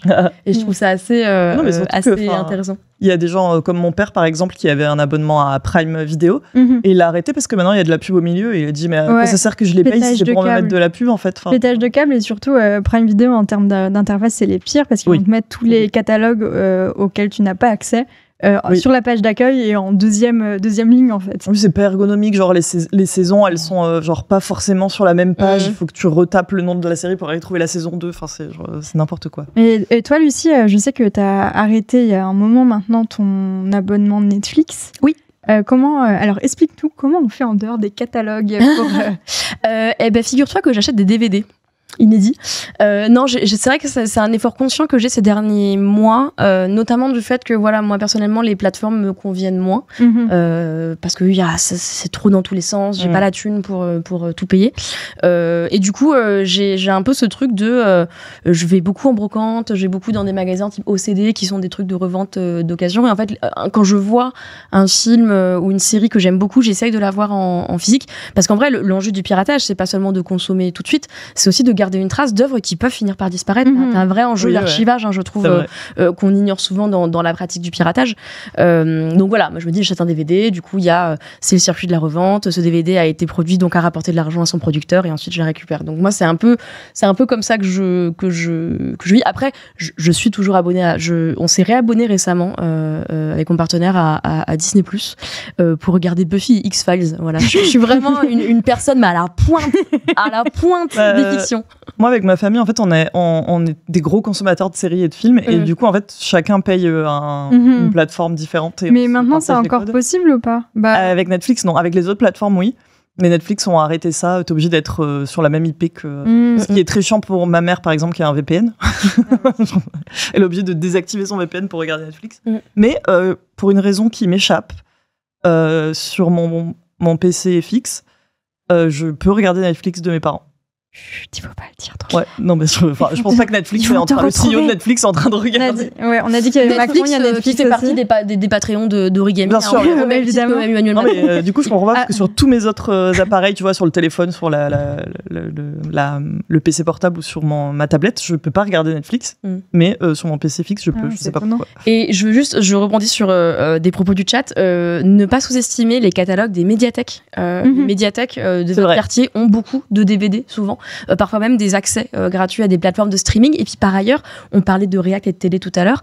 En fait, les plateformes de VOD des grandes chaînes proposent souvent des films, des films et des séries. Voilà, moi je suis beaucoup consommatrice de la VOD de Arte, de la VOD de France Télévisions.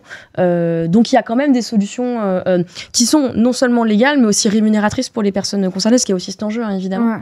Tout à l'heure, tu parlais du fait que le fait de pirater, ça pouvait... évidemment, il y avait ce problème de conservation et tout, mais je me dis aussi que Megaupload, sur Megaupload, il devait avoir des vieux nanars qui étaient disponibles nulle part ailleurs et qui avaient été... on n'avait aucune trace physique, et peut-être qu'en fait, quand le site a fermé, quand l'hébergement a été repris du coup par l'État américain, peut-être qu'en fait, on a perdu aussi plein de choses. Mais c'est sûr, c'est sûr. Bah après, il y a toujours des sites de téléchargement qui n'ont jamais fermé ou qui ont réussi à changer assez souvent de... Oui, mais on les fréquente pas ici. Ils ont changé assez souvent de serveur pour pas se faire choper. Je pense notamment à un bateau de pirates que je ne citerai pas. Oui, c'est vrai. Parce que normalement, ils devaient être justement dans ce moment où ça a été sabré, ils sont passés à travers. En fait, ils changent tout le temps d'adresse et de serveur, donc ils sont pas gaulés. Super, je crois qu'on a fait le tour de ton compte privé. Est-ce qu'il y a quelque chose que tu souhaiterais rajouter en particulier? Je trouve qu'il n'y avait pas assez là avec les photos. Elle nous a tant donné. Elle nous a tant donné, c'est vrai. Tout ce que j'avais, putain. Mais, écoute, c'est la fin du compte privé. On va passer à la prochaine rubrique. C'est le même, explique-moi. Et Lucie, pour cette chronique ce mois-ci, tu as non pas une histoire à nous raconter, mais tu as changé de sujet en cours de route, un peu à la dernière minute. Ouais, tout à fait. À l'origine, ce mois-ci, je devais vous parler de la mort de Kabosu. Je sais pas si vous voyez Kabosu, c'est le doge. C'est la chienne qui a inspiré les mêmes doges. Alors moi, je dis dogué à la japonaise. Toi, t'es trop japonaise. Trop weeb pour ce monde.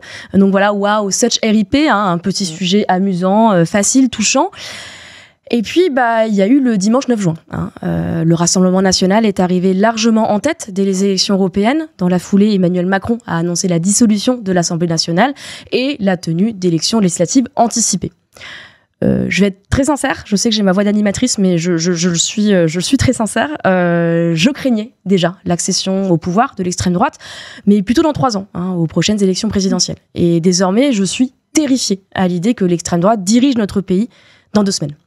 Alors avec Héloïse, on s'est posé beaucoup de questions sur notre rôle devant ces événements. Vous le savez, on ne croit pas à la neutralité des journalistes, de la même manière qu'on ne croit pas à la neutralité de Wikipédia, par exemple. Nous sommes des citoyennes avec nos opinions, avec notre position dans la société, et tout ça, ça va forcément orienter notre regard. Et par ailleurs, nous sommes effectivement des journalistes dont le rôle est d'éclairer le monde et le débat démocratique avec rigueur. Or, les valeurs que défend l'extrême droite, le racisme, la xénophobie, l'homophobie, sont punies par la loi et sont surtout incompatibles avec notre démocratie.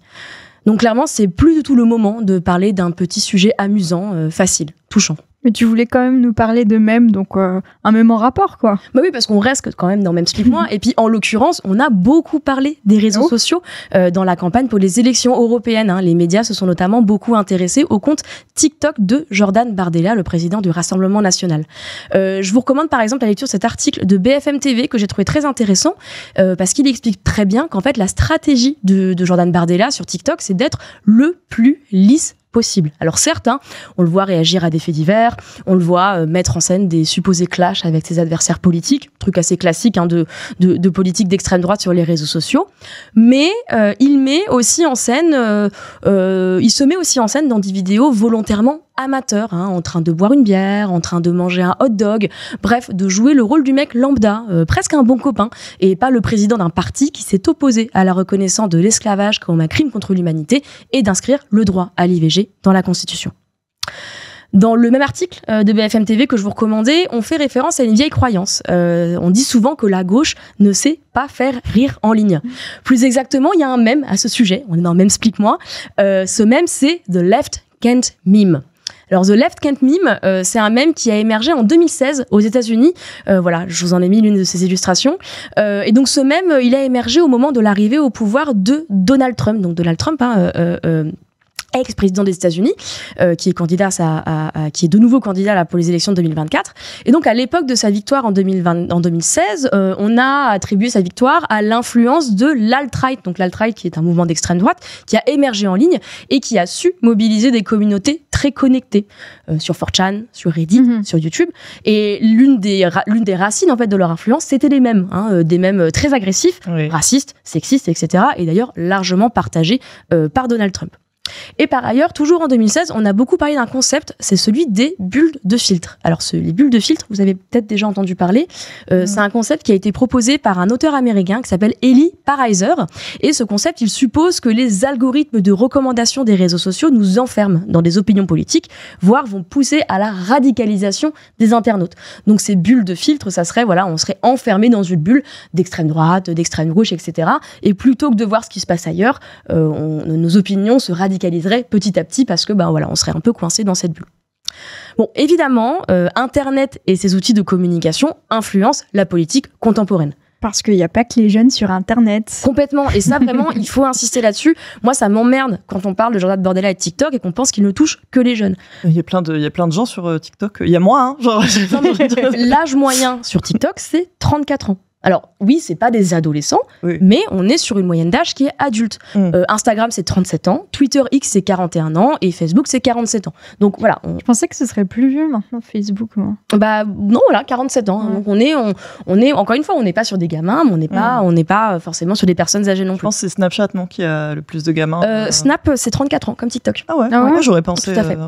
Et par ailleurs, et évidemment que la gauche sait faire des mèmes. En France, ça s'est illustré très concrètement, je te vois sourire, Jules, avec le phénomène des edits. Alors les edits, ce sont des vidéos ultra montées. Voilà, j'en mets l'un de mes exemples préférés. Alors normalement, ces vidéos sont dédiées à des pop stars sur TikTok, mais cette fois-ci, elles ont été détournées au profit de membres du Nouveau Front Populaire, donc le NFP, qui réunit les partis de gauche pour les élections législatives. Et donc là, on en voit un exemple. Clairement, c'est marrant de voir Philippe Poutou ou Sébastien Delogu être traités comme des chanteurs de K-pop, parce que là on est clairement dans ces codes de d'ailleurs le son c'était un son de K-pop, on l'a coupé pour se faire striker, mais effectivement c'était une chanson de Twice si je me trompe pas. Mais si je peux me permettre de nuancer un petit peu ce sujet, comme le souligne un autre article, cette fois-ci sur Mediapart, il y a aussi quelque chose, je pense, d'un tout petit peu dérangeant dans le phénomène des edits. Le succès de l'extrême droite en ligne, il passe par deux choses, sa dépolitisation et son hyper-personnalisation. Alors, je reconnais évidemment l'urgence de la situation, le besoin de se mobiliser vite et fort autour de la seule force politique, a priori capable d'affronter l'extrême droite ces prochaines semaines. Mais on peut aussi se demander si la riposte doit s'inspirer de cette stratégie du vide. Et puis, il y a un dernier sujet que je voulais aborder, et ça va vous étonner, on est dans Internet Exploreuse, et pourtant, peut-être qu'au final, Internet n'est pas si important. Depuis 2016, ce fameux concept de bulle de filtre, il a été pas mal critiqué. Alors oui, les algorithmes et leur logique économique jouent un rôle. Et puis, on pourrait aussi parler de la modération des contenus qui laissent proliférer la violence et donc encouragent l'étouffement des voix progressistes en ligne. On ne joue pas tous sur le même terrain à ce niveau-là. Mais il est aussi très humain de vouloir s'entourer de gens qui partagent notre vision du monde. C'est un truc qu'on fait aussi dans la vie physique. Et puis surtout, j'insiste là-dessus, les réseaux sociaux ne sont qu'un rouage dans un écosystème médiatique et politique très large. Eli Pariser, le fameux auteur qui avait conceptualisé les bulles de filtre, il a été interrogé en 2017 sur la victoire de Donald Trump et on lui a demandé, alors, du coup, est-ce que vous pensez que les réseaux sociaux ont joué un rôle ? Et il a répondu, en fait, en observant un peu ce qui s'est passé, pour moi, c'est plutôt Fox News qui a joué un rôle dans l'élection de Donald Trump. On revient sur la télé, force de banalisation. Tout à fait. Et donc, pour revenir sur la télé, on revient en France aussi. En France, on peut complètement avoir cette même réflexion.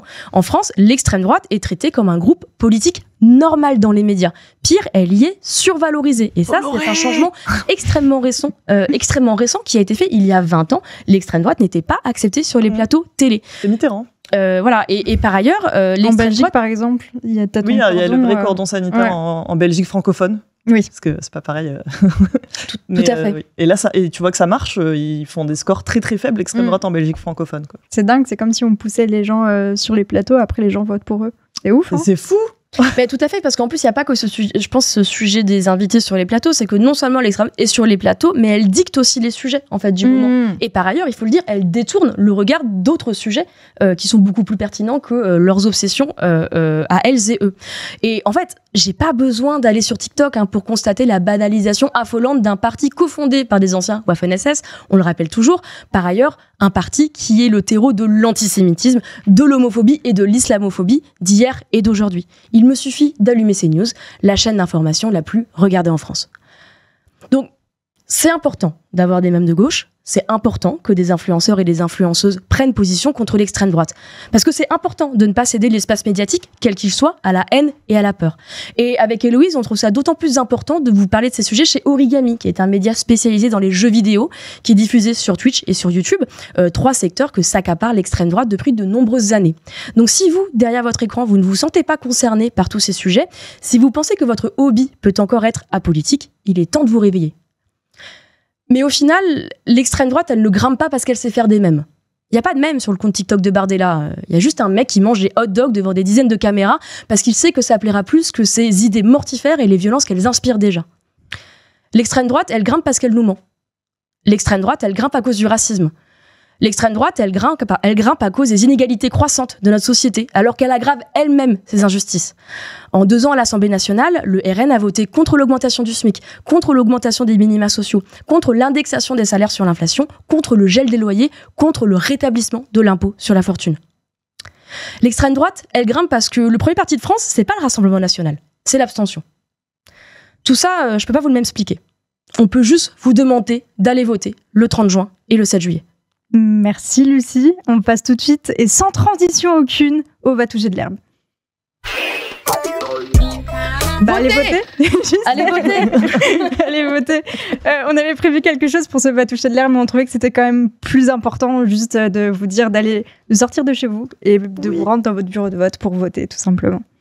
Ouais, c'est vrai qu'on s'est posé beaucoup de questions sur ce qu'en fait, pour tout vous dire, ce Va toucher de l'herbe devait être consacré à la mythologie grecque. Oh. Et on s'est dit que revenir sur la mythologie grecque après avoir parlé oui, c'est ça, du marasme politique de notre pays, c'est un peu bizarre. Oui, donc les nazis. Et maintenant, la mythologie grecque. Non, d'autant plus qu'il y a des choses à dire sur Internet, et donc, comme je viens d'en parler, et par ailleurs, on peut en débattre. Moi, je sais pas quelle est ton opinion, Jules, sur les mèmes de gauche, sur les edits, etc. Moi, je les adore. Après, c'est pas une opinion politique que je suis en train de vous donner, c'est une opinion très personnelle, c'est que je trouve que pour les gens qui sont des gros consommateurs de mèmes, parce que là on est en train de parler entre Terminally Online, les gens du chat c'est pareil, on est un microcosme et on consomme beaucoup de mèmes et c'est pareil de l'autre côté, du côté de l'extrême droite, les gens qui sont Terminally Online et qui soutiennent l'extrême droite, ils consomment beaucoup de mèmes.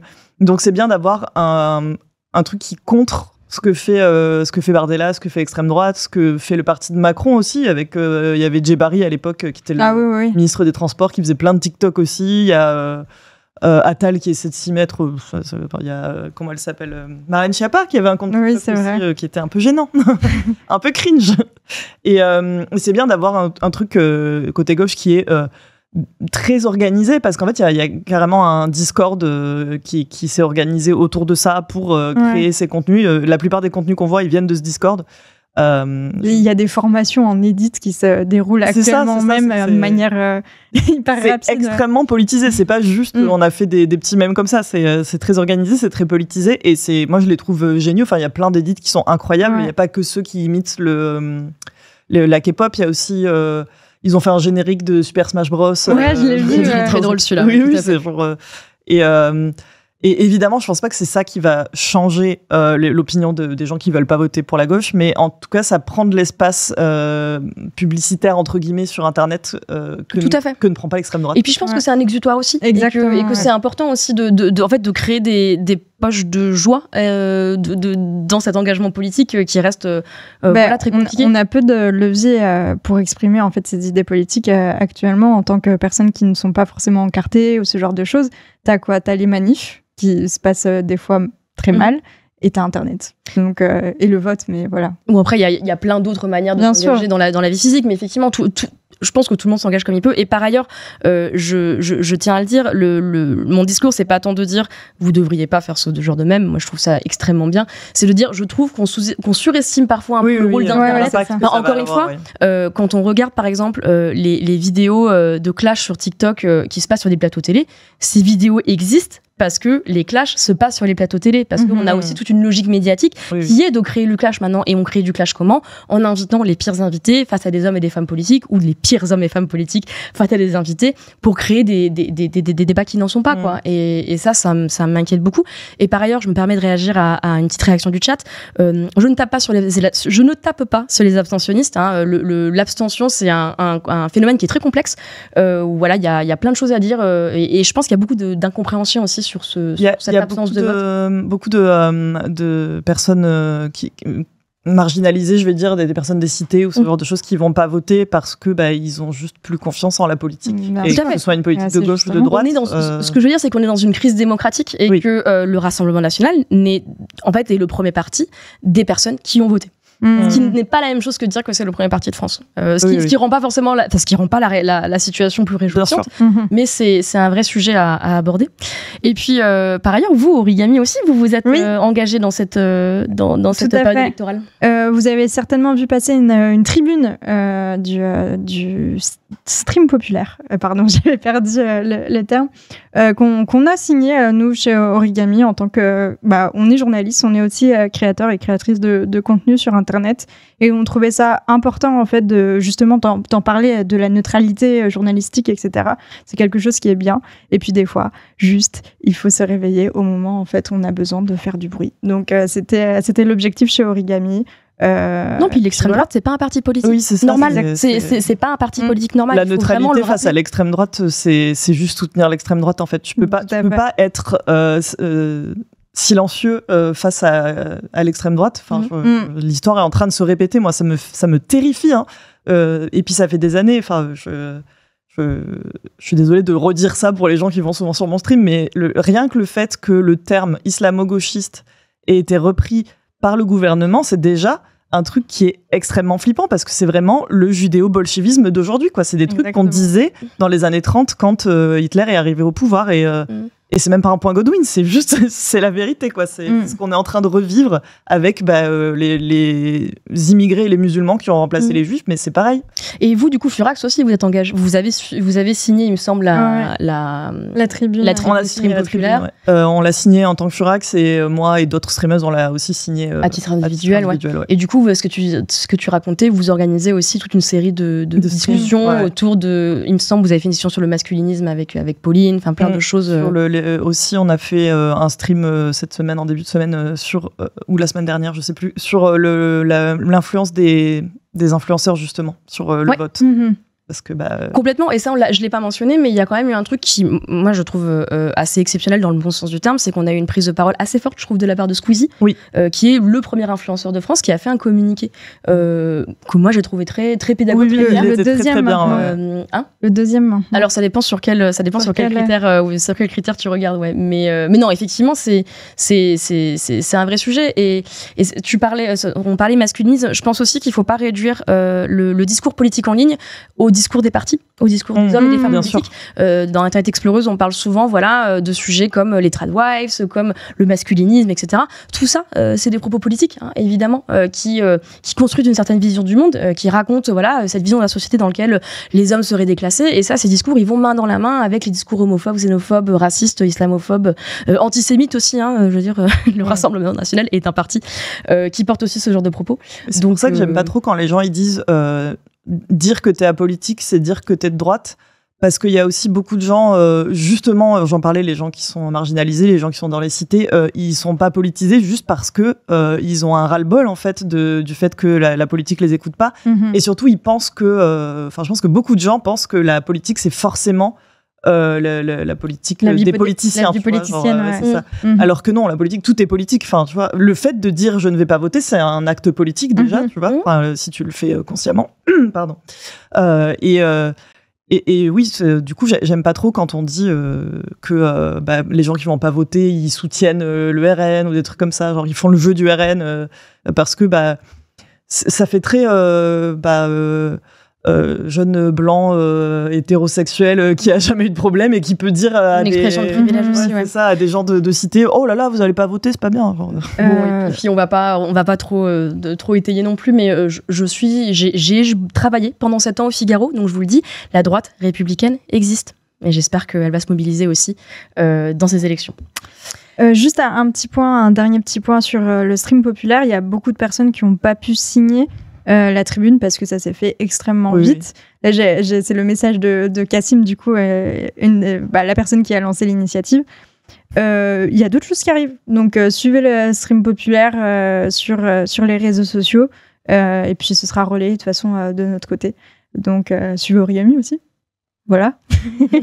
le seul truc positif de tout ce qui se passe en ce moment, c'est de voir comment les gens se mobilisent et comment on s'entraide et comment même les... Enfin, il y a eu quelques couacs évidemment, mais je veux dire, même les politiciens de gauche, ils ont réussi à faire un front populaire très rapidement. Genre, c'est quand même hallucinant à quel point ils ont réussi à avoir un programme en 3 jours avec des partis qui se détestent habituellement. Genre, oui, il y a eu quelques couacs, ouais. Oui, il y a eu quelques couacs, évidemment. Tout ne peut pas être parfait, mais c'est quand même... ça fait plaisir de voir que tout le monde se met son ego de côté à peu près, quoi. Tout à fait. Bon, je suis vraiment très contente qu'on ait pu avoir cette discussion. Bon, on n'avait pas prévu l'actualité, hein, évidemment. On ne pouvait pas savoir comment ça allait tourner. Mais voilà, ça nous paraissait important pour Internet Exploreuse bien la dernière de finir sur cette note un peu grave. Mais voilà, les circonstances le demandent. C'est la fin de cette émission et c'est la fin de notre première saison aussi. Voilà, c'était la toute première saison d'Internet Exploreuse. Cet épisode, ce sera pas la dernière. Ça ne sera pas la dernière parce qu'on l'a déjà annoncé. Il y aura une saison 2. On se retrouve au mois de septembre, du coup. Tout à fait. Discuter. On se retrouve au mois de septembre pour une saison 2 qui, voilà, on est déjà en train de travailler dessus. Hein. On va vous proposer des nouvelles choses, on va changer un peu les formats. Voilà, n'hésitez pas hein, si vous avez des commentaires sur YouTube, sur Patreon, sur... je me perds toujours dans tous les réseaux, sur tous les réseaux sociaux, sur tout ce web de merde, mais qu'on aime néanmoins. Commentez, laissez-nous des commentaires. Merci beaucoup de nous avoir suivis pendant ces 7 épisodes. J'ai déjà dit à plusieurs reprises, mais pour moi, c'est vraiment très précieux d'avoir cette émission. Déjà, 1, parce que c'est un vrai kiff. 2, parce qu'on est libre. On est libre et puis on est 2 femmes qui parlent d'internet et que mine de rien dans les médias c'est très peu courant. Donc voilà, si je me permets un peu d'auto-congratulation, je suis assez fière de ce qu'on a fait et j'en suis heureuse. Jules, merci beaucoup de nous avoir accompagnés pour cette dernière émission. C'était super. J'étais très contente d'être là, surtout pour la dernière, quoi. C'est un peu, je me sens un peu spéciale. Non mais tu peux. C'est effectivement très spécial. Et d'ailleurs j'en profite de remercier toutes nos invités. Je vais pas les citer parce que j'aurais très peur d'en oublier une, mais vous étiez... Pensez à Maudit aussi qui aurait dû participer mais qui malheureusement est malade, mais... Tout à fait. Maudit, bisous. Et Maudit, peut-être à la saison 2. Bah oui. C'est chouette d'avoir Maudit pour la saison 2. Oui. Je crois que c'est la fin. Je crois que c'est la fin. Elle ose pas raccrocher. Non, je sais pas. Non, c'est toi qui raccroche. Merci de nous avoir regardés. Merci, comme toujours, à l'équipe de modération d'Origami qui fait un travail de fou depuis 1 an pour garantir aussi, voilà, un espace sain de discussion parce que c'est important. Merci à Sylvain, notre réalisateur de chic et de choc qui nous a, qui a tellement taffé. Qui a accepté tous nos magnétos un peu bizarres. Ah ouais, non, mais on lui a vraiment donné du taf pendant ces 7... il hoche de la tête d'un air grave. Merci beaucoup. Merci encore une fois à Jules. Merci à Héloïse. Merci à toi, Héloïse. On se retrouve dans 2 mois. Bah oui. Et tu m'enverras des notes vocales pendant cet Évidemment. été. Et puis, voilà, encore une fois, merci aux personnes qui nous soutiennent sur Patreon. C'est grâce à vous qu'Internet Exploreuse existe et c'est grâce à vous qu'Internet Exploreuse va exister pour une saison 2. Donc, si vous voulez déjà une saison 3, n'hésitez pas à vous inscrire, à participer au Patreon d'Origami. C'est un média indépendant et on a besoin de votre soutien. Voilà, c'est bon. J'arrive pas à arrêter l'émission, ça me rend trop triste. Rends l'antenne. Allez, on se voit en septembre. À la prochaine.